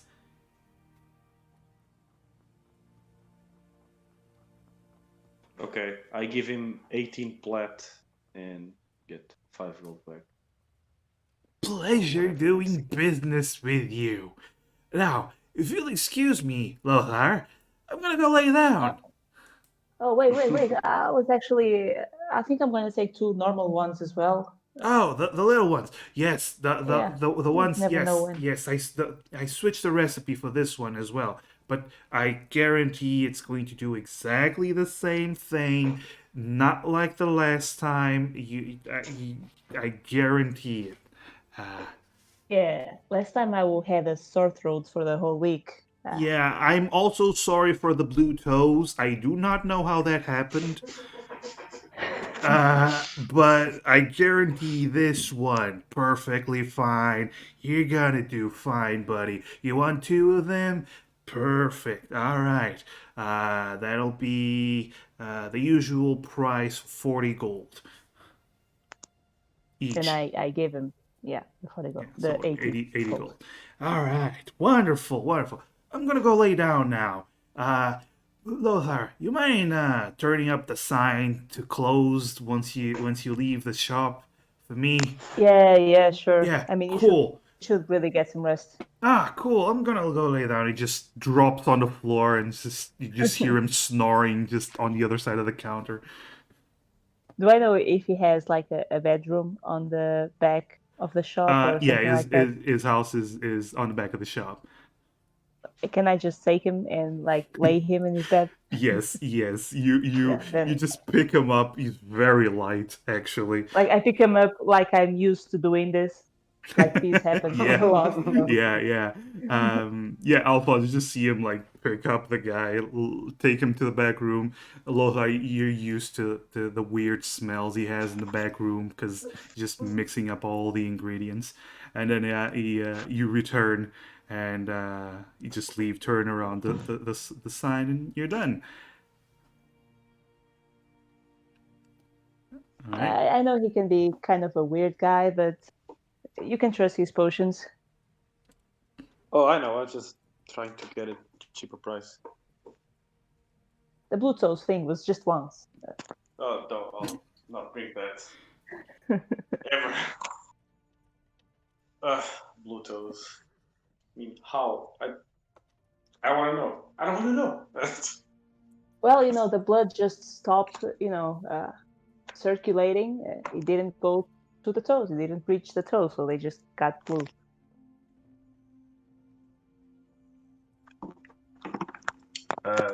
Okay. We should. Okay, but the potions work, right? Blue toes Yeah, aside, they work. Yeah, they Okay. work. Okay, they'll keep us alive. All right. Okay. You look at one, Alphonse. You look at your greater healing potion, like you for a moment it has the same reddish color as the usual healing potions in general, but you you could have sworn you saw a fingernail floating inside it for a moment before it vanishes into the deeper color. Wow. Yeah, yeah. Wow. We're gonna die from the potions. Well, Well, the best thing is for us not to know whatever they mix up in there. Okay, that's one thing you got right. Yeah. I don't want to know. if it works, If it it does works. its job, I'll take it. Yeah. Yeah, it's best if we don't know. All right. You still this would be done in the morning. So, anything else you wish to do in the meantime? You leave tomorrow morning. So you any last minute shopping, do it now, or well, no choice, no chances because once you leave, you're going to unexplored territory. Oh my god. Were they gonna provide us with horses? Or were Nobody we said kind of anything about that. supposed? Yeah, I think I'm gonna go buy myself a horse because my last horse was left unattended in a village and probably got killed by zombie plant dudes. No, they weren't killing animals, they were just killing people. Oh Yeah. yeah, true. So probably the elf just But kept your horse. damn elf. My horse. It's my horse. Owner's dead. My horse. All right, so now you can buy horses. The usual price for the normal riding horse. 200, I think. For the normal riding horse, no, with the bit and bridle Oh, and the saddle, it would be about 100 gold. yeah, I'll buy a normal riding horse. I probably was thinking the war horse. Currently, there's no war horses in this town. Oh yeah, they're very. They're very expensive. They're very hard to breed. They're very hard to train. It takes a very special kind of trainer and groomer to actually raise a war horse. Mm-hmm. It would make sense. Yeah. Mm-hmm. You can So also yeah, get just go armor to the for your stable. horse if you want. That's gonna be Nah. expensive as shit. You can make armor for your horse. You Aha. can, yeah, you can. Still gonna be expensive, but yeah. Yeah. Either way, you buy your horse, got your potions. Anything else you wish to do? No. No, I'll spend the rest of the afternoon grooming my horse, getting him all pretty for the New trail. horseshoes and everything. Yeah. Yeah. You take good care of your horse. What's your horse look like, by the way? It's like a yellow, very light brown horse, with a white mane. Mm-hmm. And Yeah. Alphonse? It's brown and it runs fast. Yeah. For those watching, my players have learned to never get too attached to horses because they either lose them or they die. Yeah, and usually just after we buy them or whatever, Hey, or on the first session after we start with a horse. Hey, shit happens sometimes. um, yeah. Betsy didn't die for a long time, so Wasn't Betsy a magical horse that shut could be up. summoned and unsummoned? Doesn't it still counts? It's still a horse. Donkeys and mules. They haven't bought any donkeys or mules. I think I had a donkey with one character. I just don't remember. It was a which one. long But time ago. Ray had two horses and a carriage, and he still Yeah. managed to lose them. So Yeah. Ray still has 2 horses and a carriage. just He's not still the around. initial ones. Ray is somewhere just being Ray, the most awesomest firewall casting cleric ever. Man, Ray's a legend. Some people Well- don't think he exists, but we believe. Yes, you believe. Ray was able to fight undead, and the first adventure he had was against an undead horde. So yeah, Yeah, of no. course. Like Ray was the strongest 5th level character in possible for that campaign. Yeah. Anyway, you spend your time grooming the horse. You spend your time having a good drink, good meal before you leave because you know you're gonna have subpar meals because you've been on a road. You know how it is, and you're not gonna be sleeping on a proper bed for a long time. So you spend your night, you enjoy your night, and in the morning you arrive outside the guild hall where you see 4 carriages, each of them pulled by 2 horses, each of them with several crates, except for one of them who has this big tarp covering it. Does not seem to have crates or any types of trade goods. It seems to have a big object hidden inside, big and wide, but don't really see it.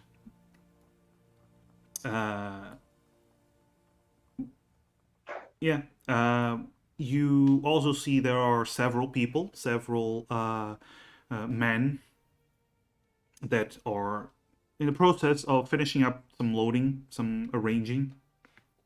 You see this man, this thin man. He seems to be tall, about Lothar's height. He has a very sharp, angular face and these very narrow eyes with slick back black hair. And he walks up to you and goes, "Ah, I suppose you're the bodyguards, huh?" We are. I suppose you're the patron, the boss. Yes, yeah, I will be the boss for this trip. And he looks around at the carts. Your job is to protect the carts, make sure we return in a good condition, and if you do that, and you're gonna get paid. If you don't do that, well, I don't pay slackers. Understood? Don't worry. I mean, you can trust the guild. We're known Listen. for doing our job. listen. If our company had a branch over in this podunk town, we would have been hiring our own people, but due to the circumstances, we were forced to hire you, adventuring type. You Pathfinders, you ruffians, if you'll excuse me, but at least I can trust that you'll want the money. You'll work for the money. Alphonse walks up to him to an uncomfortable distance and he says, I don't like you, but I will do the job. Personal space, please. And he takes a step back. Well, don't have to like me. You'll have to, and you don't have to like the job. You're gonna have to do what you're told. Now, gonna have to leave. We're already a bit late. And, wait, weren't there three of you? Yeah, there was supposed to be a girl. Didn't she arrive already? Her name is Elena. No. Wait, there's a girl coming with us? And? Well, you Well, two, you look like two strapping lads, but I don't know about a female coming along. She gonna be well, useful? She's the strongest mage in the whole continent. I mean, you better not talk next to her like that, or, she might get angry. Roll me a deception.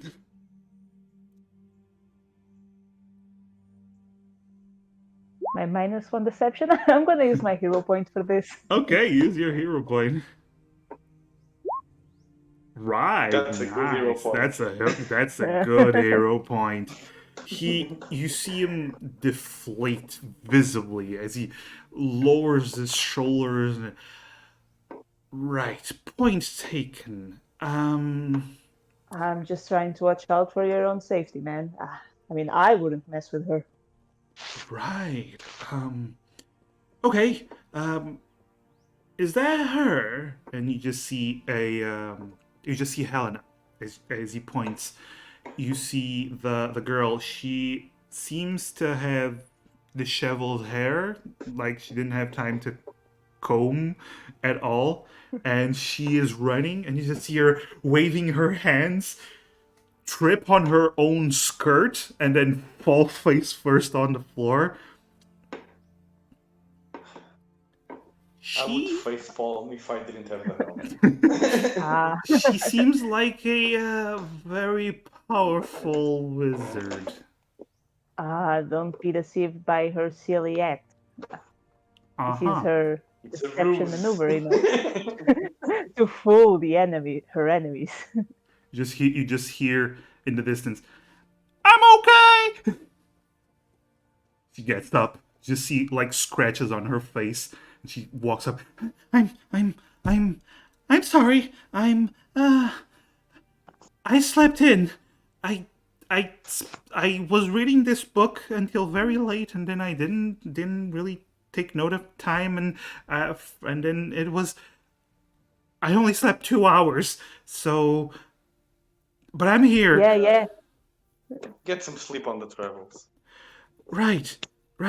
Oh, hi. Are you the our employer? And you just see Marco go. Yes, miss. I am the employer. As long as you do a good, and she just grabs his hand with both her hands. Like, thank you so much for hiring us. We are going to do a wonderful job. These two are amazing, spectacular, and very, very strong individuals. I'm very sure we are capable for the job. Marco, you just look at Marco and he says, right. Okay. And he like pulls his hand away and just starts walking away. He smiles. Right. Oh, dear. And she starts cleaning herself with prestidigitation, just cleaning the dirt away. Right. Shall we go then? Really? What? Really? What? You're using magic to do this, and I just scratch. You just brush yourself. Yeah, just Yeah. So, this. yes, it's much easier. Oh, this is gonna be a long journey. Oh, it's going to be I fine, Mr. Alphonse. did you remember to bring your horse? Yes, yes, she's over there. And you see a white horse approaching you guys. Nobody's leading it. She's just on her own, just following Helena. Okay, I'm surprised. I thought you would be riding a unicorn. Oh no, unicorns are actually. I read a story about unicorns. Did you know that unicorns they Has one horn? yes, but there are actually bicorns, and they are not what you think they are. From the stories, the bicorn is a unicorn who was corrupted by some dark magic, and the horn splits into two and becomes two horns. And she just starts going on about unicorns, just spewing unicorns and bicorns and all manner of stories she's read. It's nothing scientific. It's mostly just fairy tales that Yeah. she has read.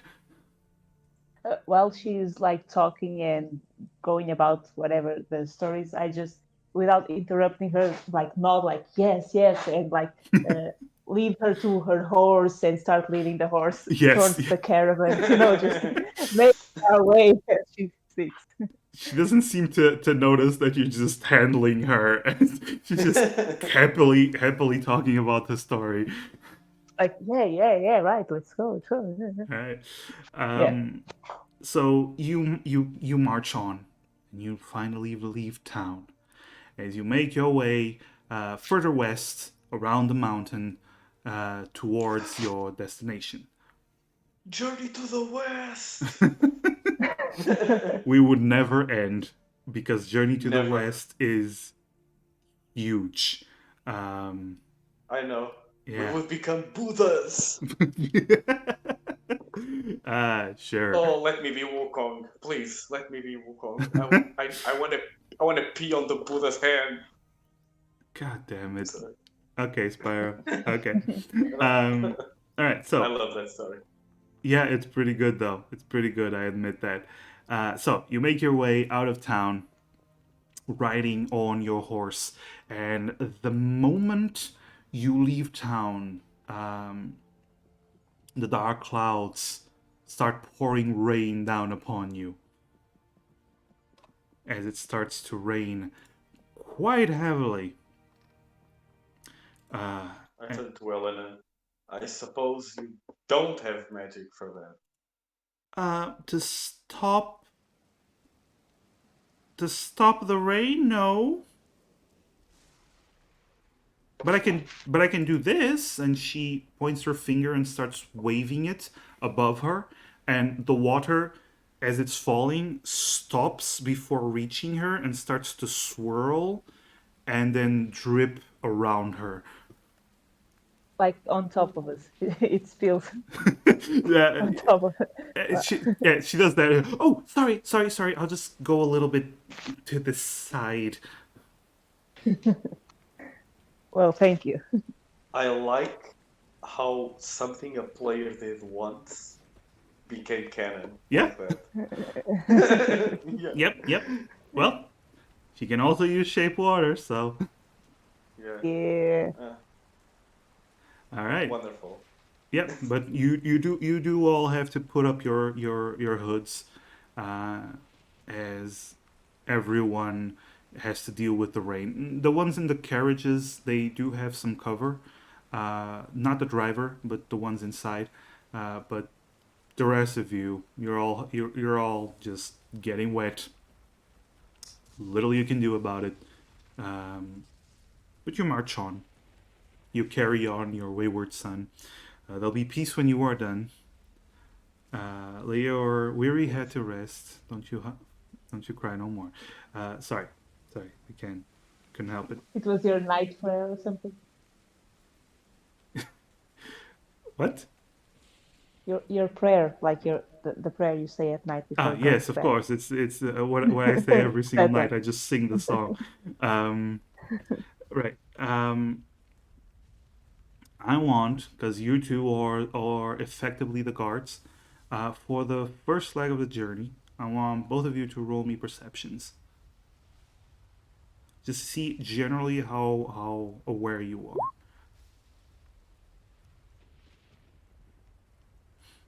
I really can't focus on my surroundings because there's a girl just talking and babbling and Oh yeah, she does not you shut know. up. All right, all right. In terms of bodyguarding, you're not doing a. It could be worse, but at least Alphonse has a slight modicum of attentiveness. You do carry on, and you do go along the first day, the second day. Um, Seems peaceful. You reach a point on the second day where the road. No, Spyro. Or Oh, come on. do you want No, do you want me to say it? I wanted you to say it so that Lothar was caught by surprise. Uh, No, I don't want. Well, if not you want me anymore. to end the session, I can end the session. No, no, I didn't want you to end it. I wanted to catch Lothar by surprise. Oh, yes. Well, your evil plan failed. Yeah, just a prank. No. Right, but either way, on the second day, you do realize something, and Lothar, you've gone west a little bit, so you do know this. The road simply stops. There are paths that animals take, and some paths that elves, the natives of this land, do take sometimes. But most of all, you're just going through unbeaten paths. You're just going through plains and forests and through whatever you can. That well, you're gonna have to go around the thickest forests, so that's why the trip takes so long, because you're gonna have to go around a forest that has it's basically impassable for the big carriages. The four big carriages. Um, Along the way, you make camps every single night, and you do meet a few of the people. While Marco is quite frankly a bit of an asshole, and he has his own tent where he sleeps by himself while everyone else either either goes to sleep in the carriages or in their or in just group tents. You do get to know people. Most of them are just common folk workers, people that just were brave enough to take a job out in the frontier, out in the borderlands. Um, People that are looking forward to not only going to this mining location, but for the trade, but also going there for work. You learn through conversations, much of which that Helena uh, kind of helps with. She seems to be very popular with the lads. Um, Is it just men? it's all men, The yes, rest of the group? Yeah. yes, Then I see why she's popular. yes. um, she's already very pretty, but also the only girl, so that helps. But everyone you've noticed, there's a couple that are late late teens, early 20s, but most of them are adult men, just late 20s, 30s. There's a couple in their early 40s. Um, but so most of all, there's all ages, and you do learn that the company, the Valiant and Bark, um, it is paying them very well. It seems like the offer for the mining work here is 3 to 4 times greater than any mining job anywhere else in Telia. Um, and the reasons are quite obvious. It is in undiscovered, dangerous lands. So that's why people are getting paid quite a lot of money. And while a lot of people are nervous, most of them understand the dangers, but they also want money for their families. You get to know them. You learn a few names if you care to remember. One of them, a guy by the name of Samuel. He sneaks during the second night, sneaks a barrel of some really good ale. That it was. It's not a big barrel, but it's a smallish barrel, but with some really good, not ale, some really good whiskey, and he pours and he pretty much says, "Don't let that Marco fella learn about it." Aye, and he gives you a wink to everyone. Yeah, It'll be our secret. just to keep a wee bit warm. Yeah, but you do enjoy a drink, enjoy some stories, enjoy a lot of guys sitting around Helena, listening to her talk, or at least pretending to listen to her talk. Um, They the, probably listen for the first 5 minutes and then fall asleep. yes, of course, mostly, uh, but everything for the first 2 days seemed to go by well enough. Third day, roll perceptions.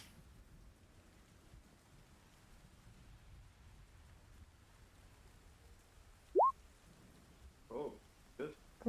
Okay.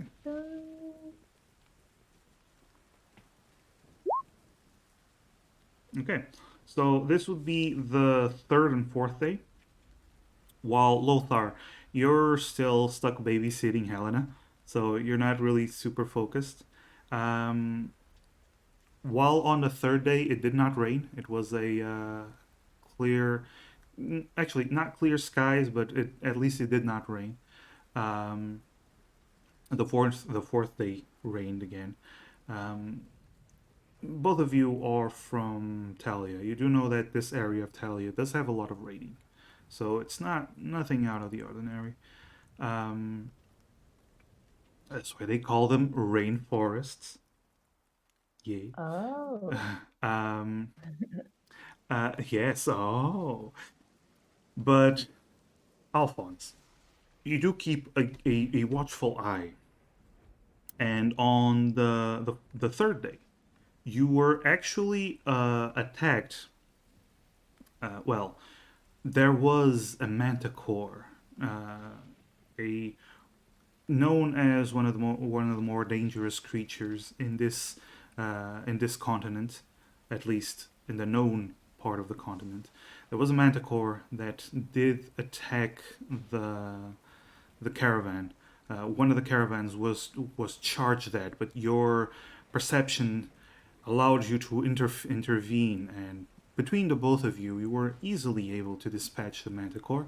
And because of your keen eye, Alphonse, there was no damage to the carriage at all. Good, good. Yes, It's money. yes, of course. Um,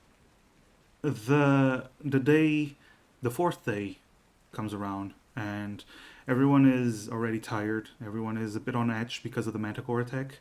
A lot of the people here haven't even seen a manticore. Everyone knows about manticores, but a lot of the people haven't even seen them.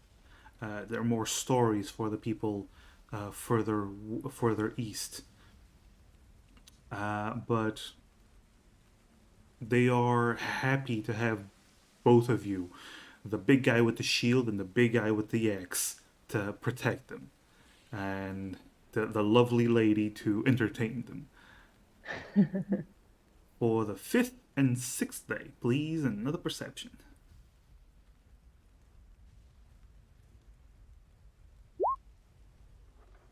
All right. I'm gonna use my hero point on this perception. Use that hero point, my friend.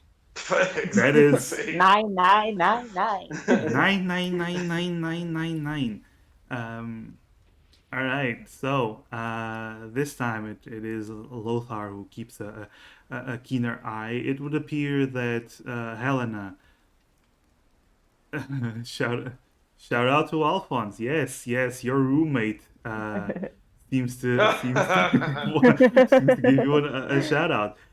He just failed at his perception, but hi Susie. Right.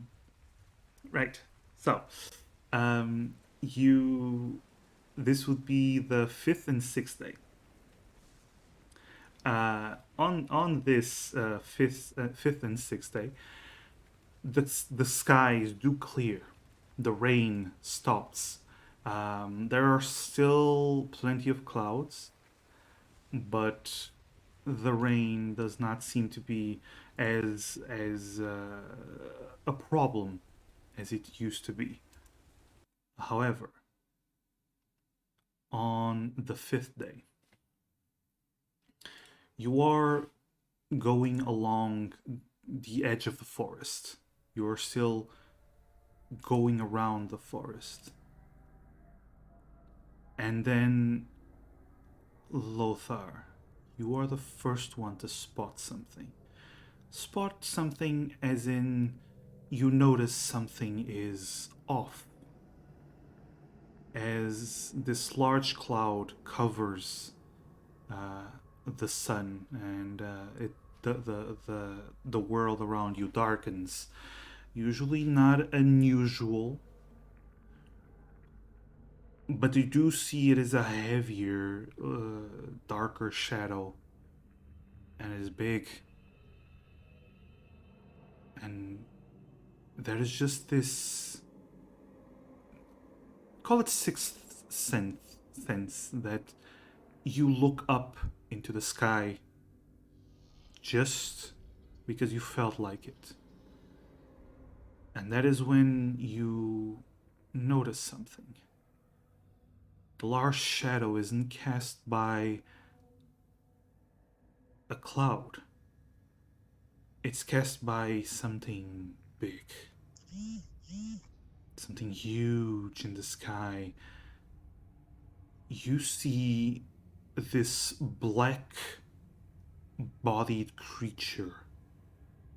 Even as high up as it is tremendous in size. You squint your eyes as it does have the sun behind it, but it is big enough to cover most of the sun. And you see that it is dark. It is, however, covered in these red markings all over its body. It is long. It has these four wing-like appendages and this long fish-like tail. Its head is huge. It is massive in size. It has this large mouth at the bottom, but the upper part of the head is enormous, and you see this creature as it is falling towards you. You go to warn everyone, but at this moment you do see that the creature is so close and flying so fast. You saw it really at the last moment, not unable to give enough time for the carriages to move and you see as this creature opens its mouth and crashes down. You see it now closely. It looks like almost like a whale. You've seen whales down at the seashore, but massive in size and with these four wing-like fins. It is gigantic, and as it crashes down, it opens its mouth and swallows up one of the carriages in one gulp. You also see, following it, attached to this large creature, other long, fish like creatures with fang filled mouths attached to it as if in the process of eating it. But they also detach and start flying about. Everyone is in panic. The men are either stunned in shock or trying to force the carriages to move as the horses are also in a panic.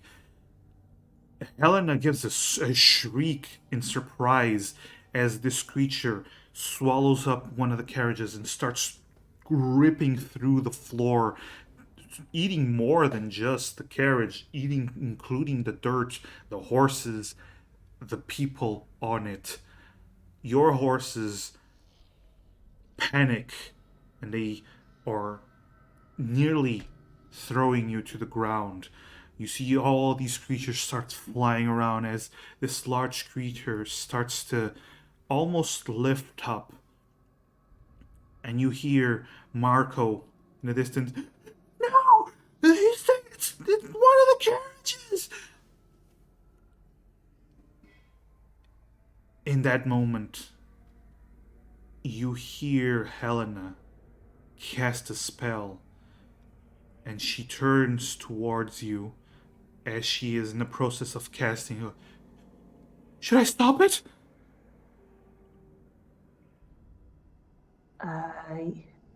If you can, of course. And she turns around. She looks intimidated by the size of this creature, but she still casts a spell.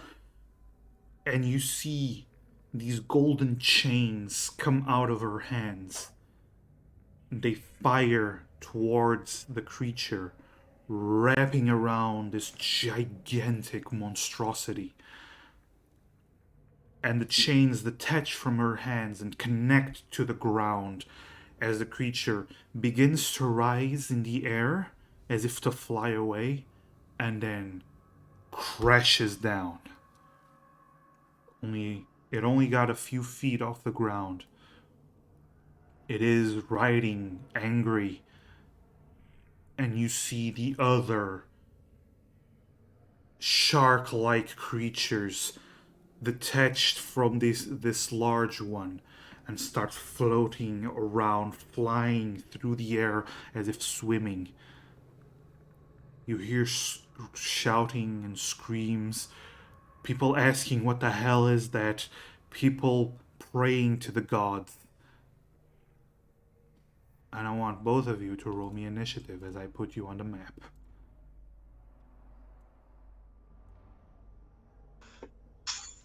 I'm as confused as everyone else. You should be, because you're a fighter. Yep, this is what you see.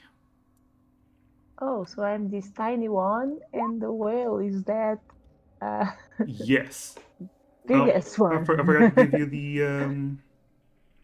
Oh, it counted the initiative. Nice. I haven't rolled yet.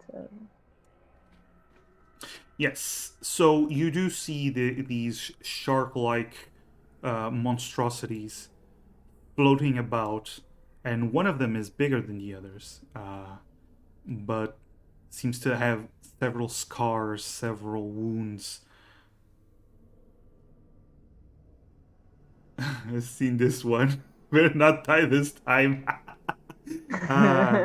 Yes, well. Um, we'll see about that. Right, let me just put this here.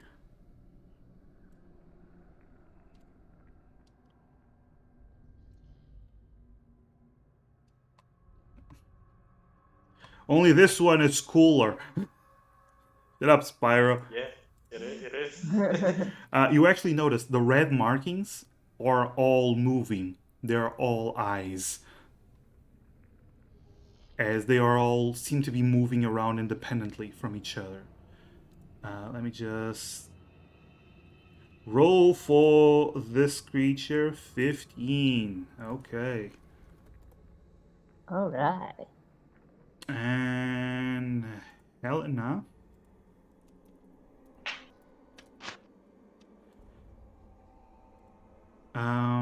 She rolls a 5.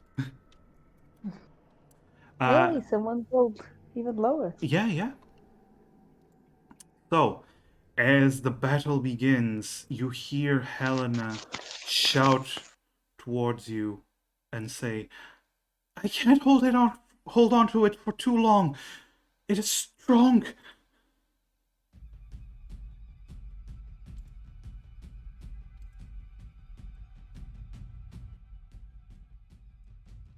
I hope I'm not gonna get copyright claim for this one, but let's go with this. Ah, yes, the ReZero references have begun. All right, so Are there any of the sharks that are going around closer to the ground where I could reach them? none of them seem to be within 5 feet of the ground. Okay. Let me see. Okay. I'll move over here, and I'll take out my crossbow. Okay. And shoot this one. All right. Oh, I forgot to mention one of the I completely forgot about this. One of the men pulls out the tarp and reveals this large ballista on the back of one of the carriages, and he just points. We can use this in case you want to You use know the how ballista. to use that. No. Okay, too late. Whatever. Or can I say that I'll use the ballista instead? You can totally go for the ballista. Okay, so yeah, I'll go for the ballista. Go over here. I'll shoot the same one. All right, so let's see ballista.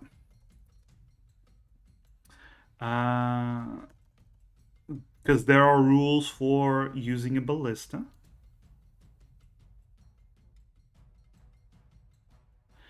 Ballista. Ballista is a massive crossbow. Before it can be fired, it must be loaded and aimed. It takes 1 action to load and 1 action to aim and 1 action to fire. The guy can aid you with one of those actions, but it still takes 3 people to use it in a single turn. Okay, so he can load and I will aim. Okay, so your turn is to load and aim. Yeah. Yes, All right. Yes. Yeah, Mares. Marco, thank you for the follow. How you doing, buddy? Thank you. Taco. Marco Taco. Welcome to the D&D stream. We're fighting a giant whale, and there is indeed a guy called Marco, an NPC Marco. A boss that no one likes. It is a boss that no one likes. It's like we're being attacked by whales and sharks, and he's like, "My carriage!" No. Yeah.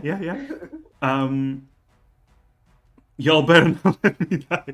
Yes, well, he wasn't swallowed by the whale. Mares. Yet. Mares, one thing I have to tell you as a DM. If you see something cool that you like on a TV show, on read it in a book, on some anime, whatever you're doing, if you see something you think it's cool, try to adapt it because it's probably going to be cool to use it in game. Yeah. So no player has ever said, I've seen where you took this idea from, and I hate that you do that. Yes, but that is your action. The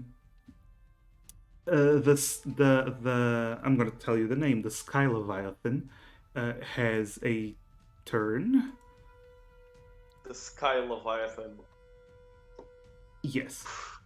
There are land sharks and Sky Leviathan. Yeah. That's There's cool. also sky sharks, apparently, as you can see. Yeah, as well. Yeah. It actually fails the saving throw to break free from the golden chains. Rolled surprisingly low this time. That's nice. Okay, so that is its turn. The sky sharks are going to start attacking people. So this one is actually doing his full movement and biting this gentleman.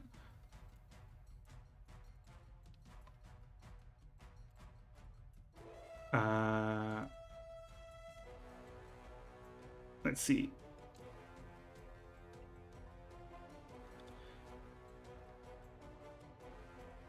Ooh, boy, rolled a 25. I think Is it that hits. it? Yeah, you do see this driver just get munched on immediately. You just see blood splattering all over the place as he gets torn in half. This one moves here. He's actually doing, a nosedive and then trying to bite and then flying up. Rolled as a natural one. The guy, this worker, he just dives for cover, and the creature misses. That was impressive. This creature, He's gonna get promoted. yeah, this creature moves here, and that is all it does. Just it's kind of surveying and trying to pick a target. This one moves here, tries to bite that worker. That is enough. That is more than triple the guy's health. Yeah, so another guy that just gets munched on, as this shark does lift up about 10 feet in the air. We're gonna call Shark Busters. The big one seems to still be attached to the sky whale, but in this turn it detaches. You see this large gaping wound from the side of it, and then you notice something. The gaping wound starts to slowly close. Lothar. Well, they are all in the air, right? Like this one and this one. This one is the only one that isn't in the air right now.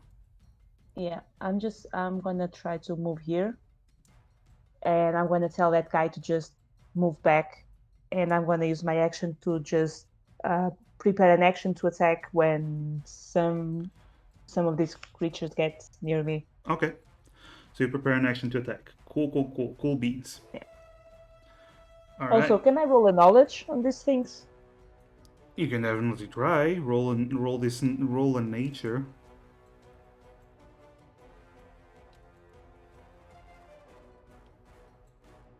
Nine.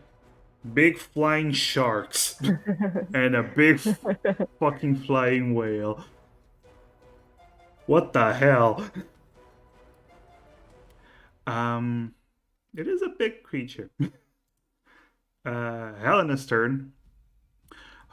She keeps focusing on the golden chains, but she looks around. Right. And she starts casting a spell again. she's going to cast Magic Missile at a 2nd level.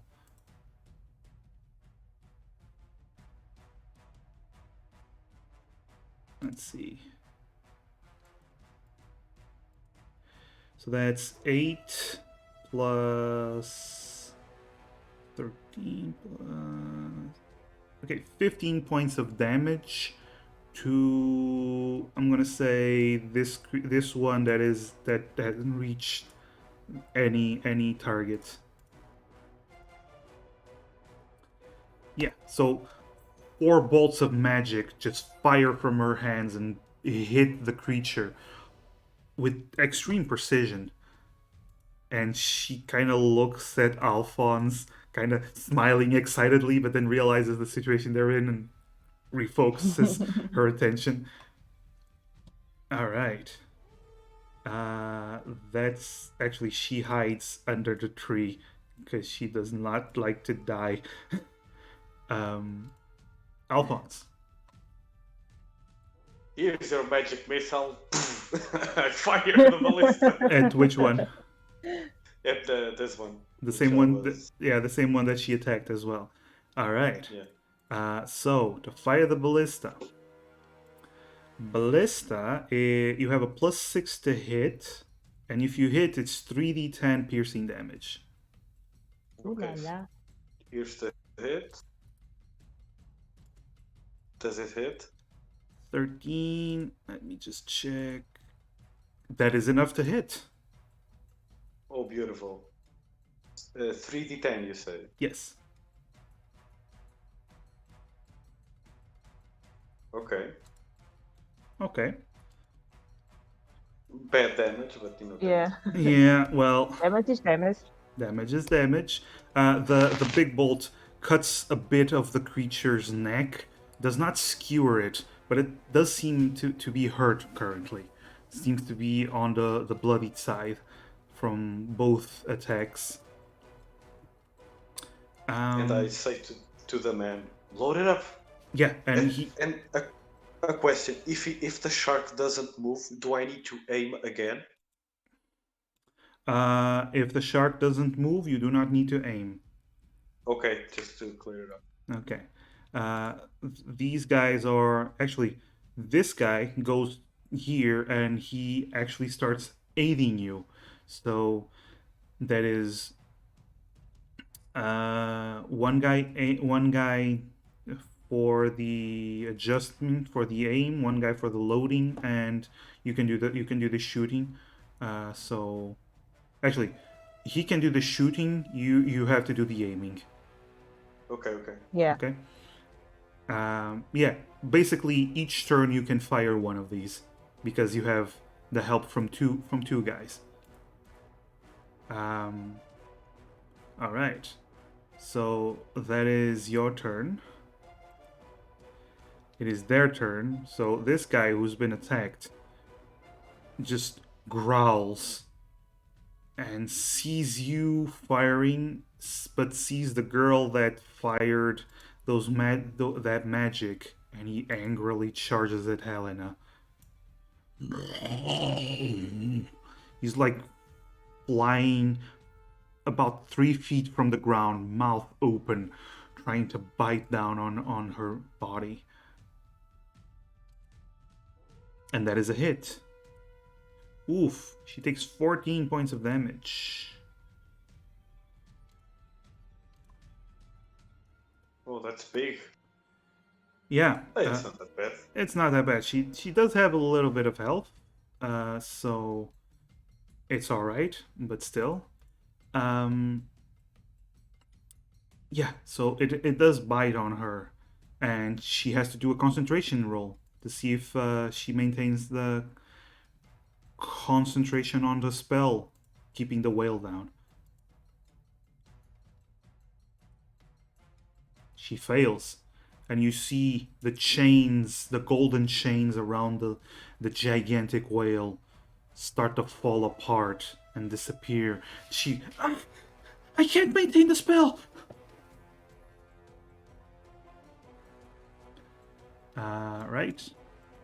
This one, since it got a meal, It is returning to the whale. This one got a meal. It is also returning to the whale. And this one is actually charging you, Lothar. So you get an attack on it. As it also gets an attack on you.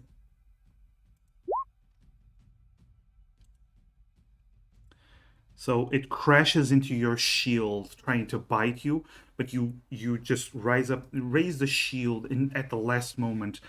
The teeth on either side of the shield, that is, its mouth is completely open, and you get a moment to stab into it, and you manage to do that. You take okay. It takes 12 points of damage. Nice. As it squirms in pain from taking that damage, but it did not get a kill. However, the big one starts to move around, and yeah, it can. It charges towards the three people clumped together as it tries to bite Alphonse. This one is considerably bigger than the other ones. What's your AC? It's 18. 18. Cool. It hits, and oh my god, it deals 34 points of damage. Oh my god.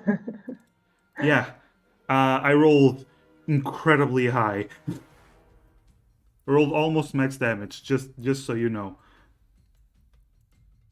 Well, that's almost half my health. Yeah, so this gigantic creature swoops down, and the massive jaws just bite into you. Your armor saves your life because you just felt the blunt force from this creature. You felt some of the teeth pierce your flesh as it's shaking its head, trying to essentially tear you apart.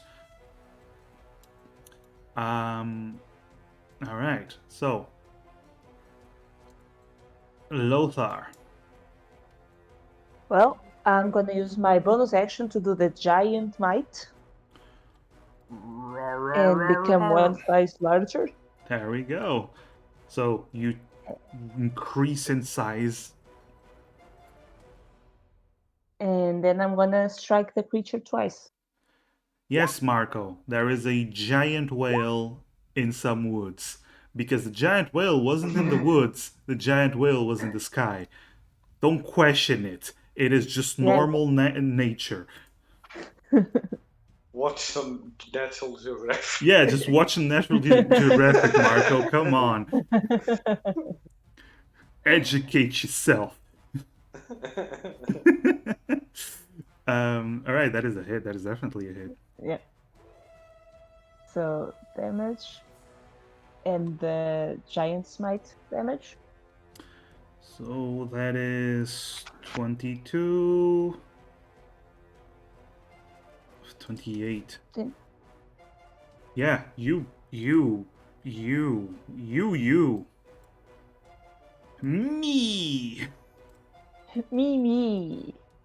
Yeah. Let me just, because I can't. It won't let me. Okay. And all right, there we go. Yeah. So you just one swipe. Since your sword increased, it just becomes way bigger. Becomes just big enough to just cleave the creature's head off. And I just use the rest of my movements to go here. You climb over the carriage that has fallen, and you charge that creature.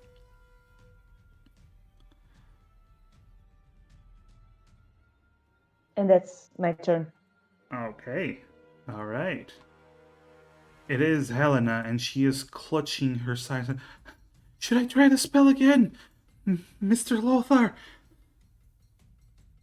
I don't know. Do what you do best. All right. she, first of all, she tries to hide behind you. She gets an attack opportunity from the creature. And it gains advantage because she does not have all her hit points. Oof, that is a hit. I'm gonna use my runic shields to make the creature reroll. Okay, so it would be not advantage. Yeah, that is a 22.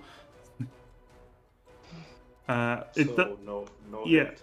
Yes, so no hit. It doesn't help that she didn't have time to put up her mage armor. And So armor. Yeah. yeah. She takes 19 points of damage from that bite. She cries out in pain. Holding her side, you see there's blood staining her dress and her cloak as she's wobbling. But she turns towards the sky whale. She casts the golden chains again as the creature is trying to rise up and then falls. And she, I can't cast it anymore. If this fails, it's going to get away.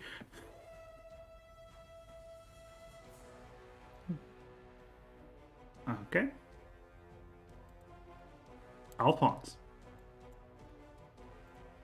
So this shark is within 5 feet of me because it's just. Oh yeah, no, it's biting you. Okay. I say keep firing, and I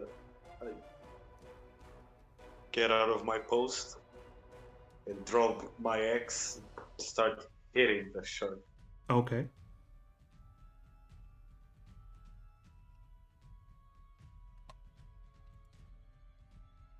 And I'm gonna do a fainting attack Okay. as a bonus action, so I gain advantage on my first Okay. attack.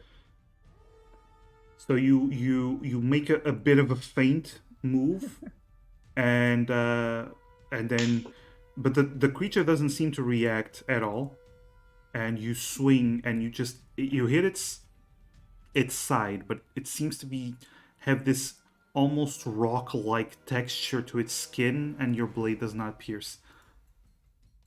So a second hit. Yeah. This time you go for instead of using a fainting move, you just swing at full strength and you hit, and you cut into it. 13. Okay. You seem to have barely done any damage to it. And I'll use action surge Okay. to attack twice more. Okay. Okay. All right. All right. Oh, Okay. it just keeps getting bigger. 20, 21, 22. Nice. All right. So you start hacking away at the creature. The peasants, the workers, peasants. They actually, let's see. Nope. Both of them panic and they start running away since the creature is way too close.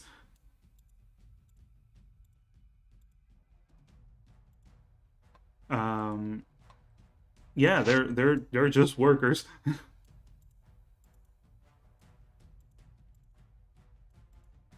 Yeah, they're just all of them are running away. Yeah, but that is all they do. So enemy's turn. The big one is going to bite Alphonse. And since you already took damage, it senses blood. Its blood frenzy activates, and it has advantage. That is a hit. Alphonse, you take 22 points of damage as it bites you, starting to crush your armor and just slamming you against the ground as it's flailing its head.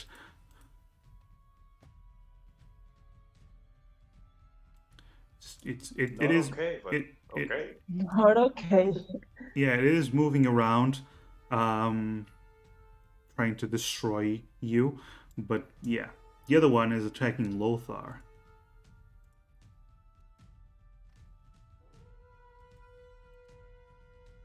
does not hit Lothar.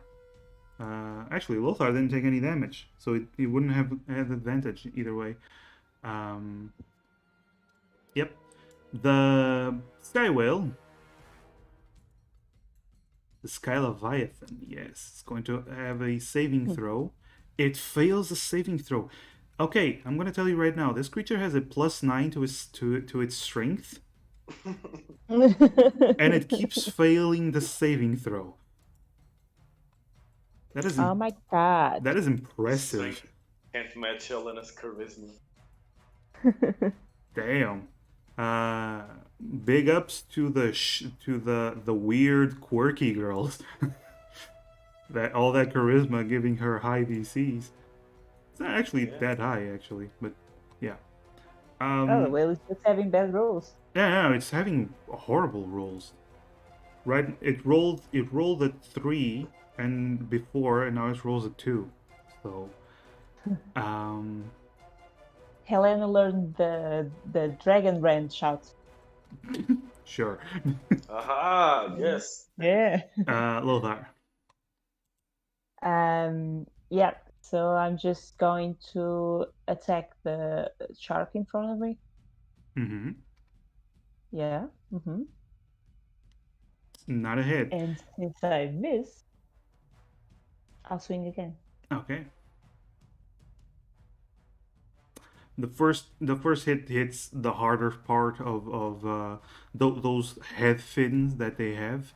Doesn't seem to cut into it, but then the second hit definitely hits.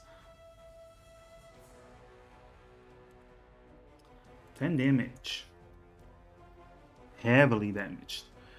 And as a bonus action, I'm gonna try to shove the creature back 10 feet back. Okay. So it's opposing athletics, correct? Yeah.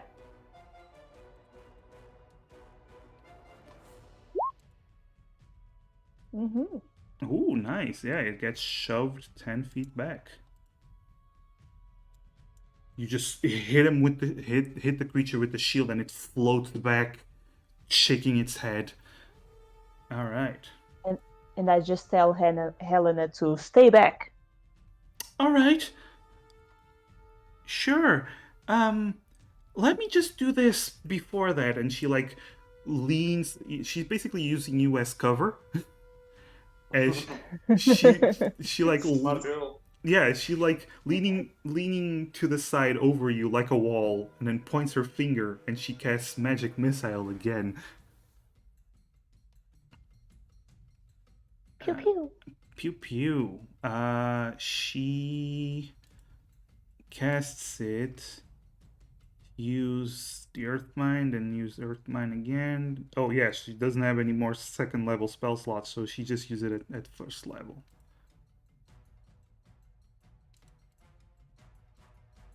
Ooh, consistent damage. That is enough to kill. Oh, nice. Stay back. Okay, I'm just gonna kill it first. 3 more bolts of energy rip through the creature, and it falls down with a loud thud. Yeah, that's Helena. Alphonse. I will use my action to use Healing Surge. Okay.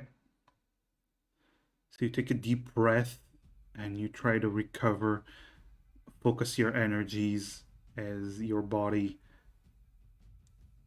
tries to stabilize. So it's 4d10 plus 12. Yeah. Okay. Nice. Nice. And that's it. That's my turn. Okay. Enemy's turn. Let's see if the Sky Whale manages to pass the saving throw. Yeah, finally. So you see the chains break again as it starts to float up again.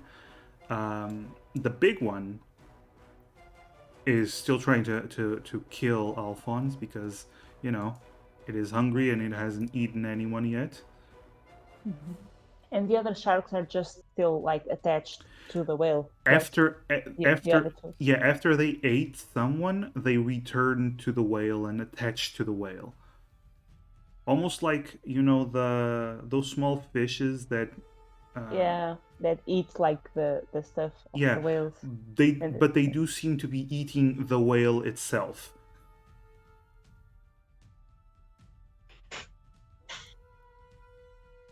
That's gross. Yeah.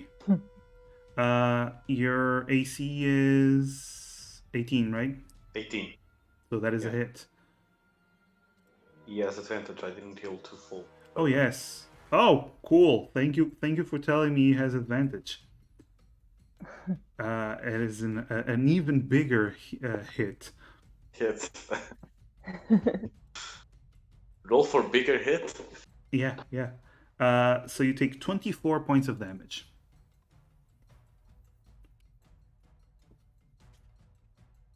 Okay. This boy still hits hard. All right, it is their turn. Lothar. So I'm gonna charge this guy. This big guy. And attack. Not with advantage, sorry. It's just a Aw. normal. Oh, I was getting hyped for the natural 20. No, It is a hit, though. it is a hit. Okay. So this and the giant. It's not +7. It's just a 12 Okay, just a 12. because I clicked, and he rolled I the know, I natural know, I 20 know. damage. Yeah. So 13. And as a bonus action, I'm gonna try to knock it prone with a shove. Okay.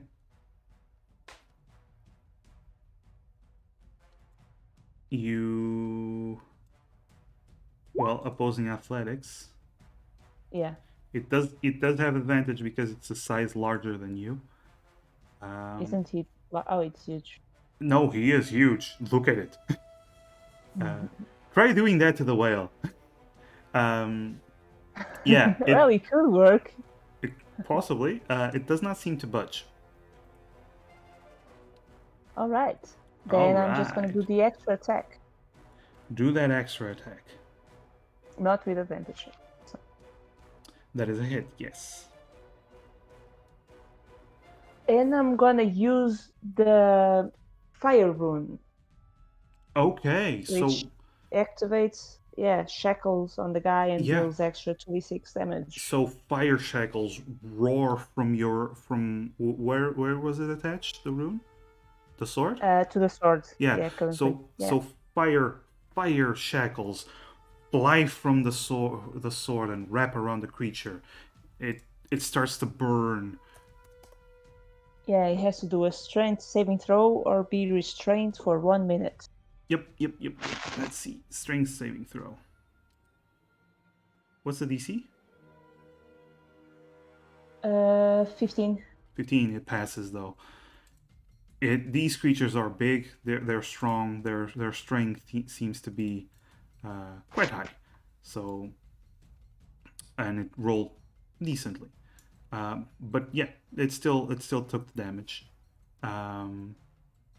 It breaks free of the flaming chains.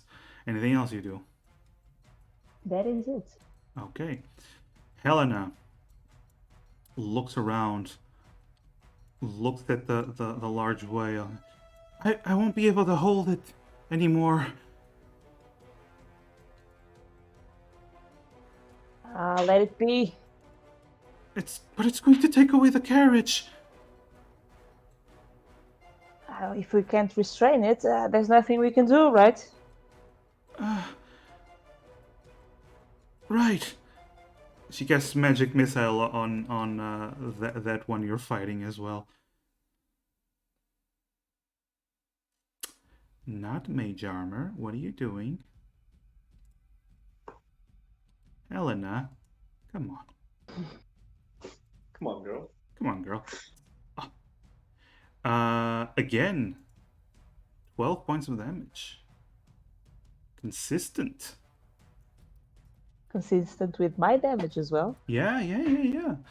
All right. Alphonse. I'll use second wind as I desperately need it. Okay. That is a bonus action, I believe. Yeah, it is a bonus action. Okay, so you heal for 10. Not bad. Not bad. 10. 10 Not bad, actually pretty bad because you rolled 2. Yeah. Let me be happy. I'll attack it twice with the axe. Okay. Okay, that is a miss. Not like that. Wow. What the hell is wrong with me? Wow. That's just... Wow. 2 natural ones in a row. Wow. 999. I That's am the sorry, buddy. total for this session. 999. So you swing with the axe, but you actually, the first attack misses and you hit it against the ground, and the blade sinks so deep you have trouble pulling it out. So that's the rest of your turn, just pulling the blade out.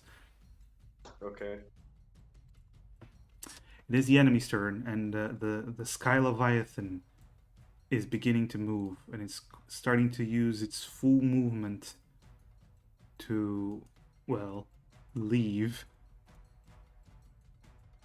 With a carriage, I assume. Oh, it is well inside its mouth. This one, though, it's been taking a lot of damage, and it decides to use a dash action to follow the whale instead of keep fighting you. Do you guys want to do it? Attacks of opportunity on it. Yes.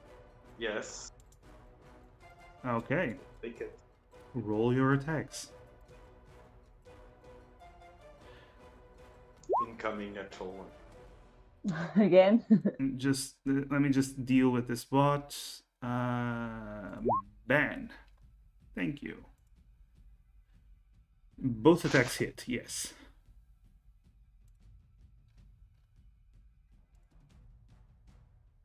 So that's 6 and Whoa, max 17. Nice. Nice.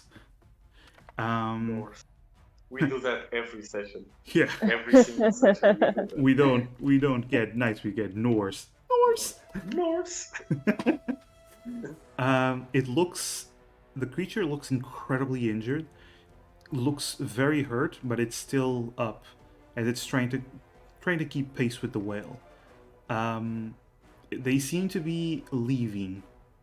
Do you guys want to do anything else as they are still, for the lack of a better term, within range? If I drop my axe and pull out the crossbow, can I try to shoot the big one? You'd get disadvantage because of the range. Actually, Okay. 'cause it is actually further than what it looks like on the map, because it gets a lot of More movement. movement. Yeah, don't worry. You do It's have. a light crossbow, so Wait, are you shooting the big shark or the whale? the big shark. Oh, the big shark. Then it is actually, it's a light crossbow. Mm-hmm. Light crossbow. Yeah, it is. If you take a few steps forward, you'd reach it. Yeah, if you get about Alright, so here. I do that. Okay. Here, right? Yep. You can And I totally shoot it pew. once. Pew pew. Pew. Where is it? There it is. Nope. Nah. The crossbow bolt doesn't even reach it. It starts to arc down before it gets close. Lothar, do you do anything or just let him go? Yeah, I'm gonna jump to like the ballista, and I'm Okay. gonna aim it, and I'm gonna ask Helena to come help me shoot it. Okay. I'm gonna say the ballista has enough range that you can get one shot on the big shark. The shark.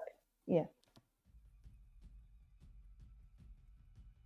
It was a +6. +6. Yeah.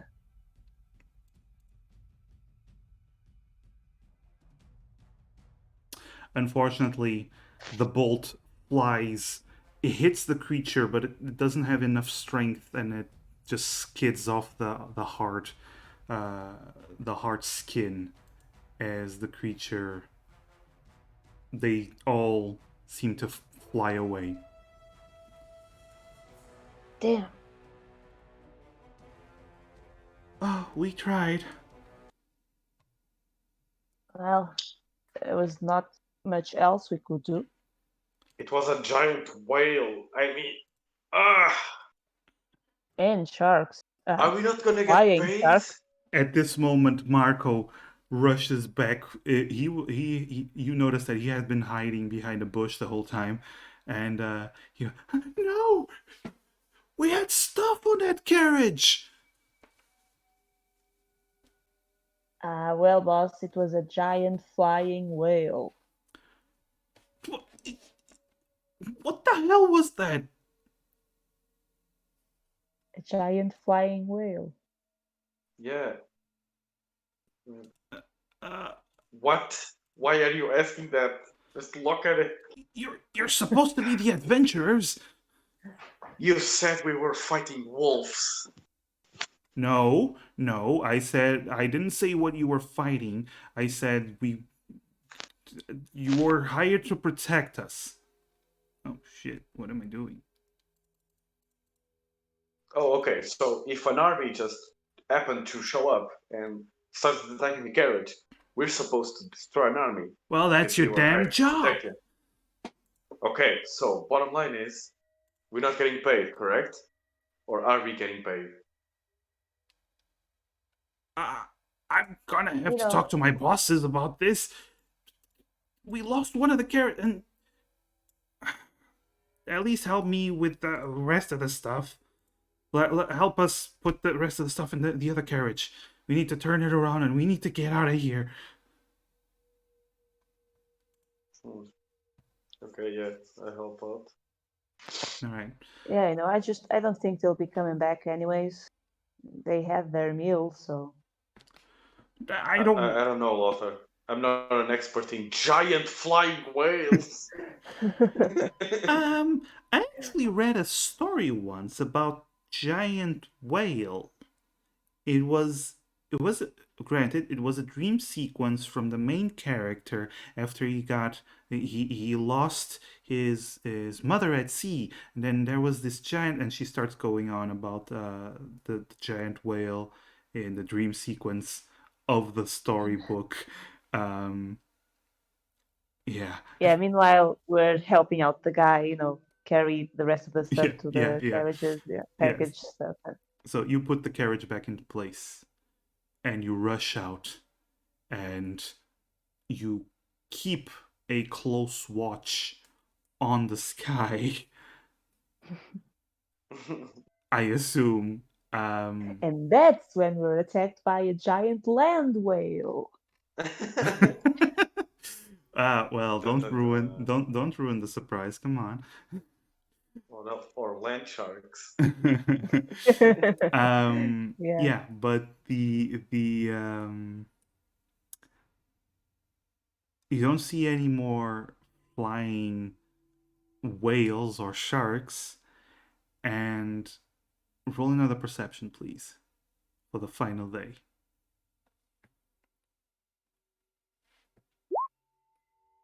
Okay. I'm the worst scout Yeah, you in are. this whole mission. You are just babysitting Helena the whole time. Like I didn't roll one perception above a 10, I think. No, I think No, I you rolled one. rolled a 12. You rolled a 12. Yeah, it was 1. Yeah. Alphonse, at one point, you actually notice that since you are in a mountainous area, you notice that a path was a bit more difficult and shaky, and you warned everyone, and because of that, one of the carriages didn't actually drop and you didn't lose the third carriage. Oh, good. You Yes. you managed to avoid another loss, and Carriages mean money. yes. And at the end of the 8th day, in this vast mountainous area where you are all freezing, it is incredibly cold up here in this northern mountainous area. The winds are strong. It is not raining, but it is a harsh environment nonetheless. But you do see in the distance, you see a large cavern, and you see a few buildings, the first sign of civilization since you set out on the journey to this west part of Telia. And you see buildings, and you see people walking about, and as you get closer, you see the sign that says Valiant and Bark Industries. Marco sighs, turns to you and goes, well, at least we arrived with 3 out of the 4 carriages. Well, Good I'll job, call I that a guess. victory. I suppose. We did lose a few of the workers, but all that merchandise. And as you get closer, you reach the first building and you see a man with a big beard. A dwarf, actually. A stout dwarf with hairy arms, wearing no shirt but suspenders, holding up his pants. And he turns to you, looks at Marco, and Marco goes, ah, yes, you must be the foreman. And he goes, shut the fuck up. You, and you workers. The rest of the people nod. Good. Get to work. You. You're the Pathfinders. Yeah. Aye. Get a rest. And then we're taking you to the ruins, cause some shit has happened. And we need someone strong to look into it. And that's where we're gonna end the session. Yay. Who paid you to say that? No, Who gave you the dice? my sleep schedule is paying me to say that. Yeah, so There was a giant flying whale. I mean, we've seen a lot of stuff all over the years, but damn, that one takes the cake. and giant flying sharks. Don't forget the sharks. Yeah, that was I something. mean, Like we never even encountered a creature that big, I think. no, we did. Remember that giant thing that What, the was Leviathan? trying to eat? The Leviathan Yeah. from the other setting. Yeah, yeah. The Leviathan Yeah. was big. You also And then something else ate the Leviathan. no. The Kraken was eaten by the Leviathan. That was the Ah, difference. yes. You fought the Yes. Kraken, and then the Kraken was eaten by the Leviathan. And there was also Galvathorax. Which is just absurd. Yeah. But we never saw it. No, it was more of a dream sequence kind of thing. But either way, I hope you all enjoyed the session. I hope you all enjoy the stream. The people that are still here, thank you so much for watching. Thank you so much for sticking around. This was a lot of fun. We got to see wonderful RPing from my wonderful players. Oh yes, Donald. Thank you so much for watching the bits that you were here still, and Mares. It was just based on that idea. Not exactly that creature. It was just based on that idea. I just liked the idea, and I thought it would fit here and fit the theme and whatnot. Um, yeah, so I'm just gonna find someone to raid real quick, um, and we're gonna raid. Yes, we're gonna raid Aniki, one of my favorite people of all time. Um, she is an artist, and she's actually not drawing. I actually have a commission for her, but she's not drawing that one. But she's drawing something cool, and she's awesome, and she is a wonderful, wonderful person that always comes around my streams, forcing me to drink water and posture checks. And she's very caring and very lovely. And I hope you stick around for her stream because she is super cool, super good artist, and she also plays Yakuza series a lot, a lot. She loves Yakuza. She is called the Yakuza Lady for a reason. Yeah. So give her some love. Thank you to my players, to Spyro Proxy and Captain Ispark. And yeah, and thank you so much for everyone for sticking around. Love you lots. And hopefully Tuesday there will be a session of Misfits, the other campaign. Yeah, and then Saturday another Pathfinder campaign. So have a good time, and I'll see you next stream. And now we just wait for the raid to happen. Okay. Yes.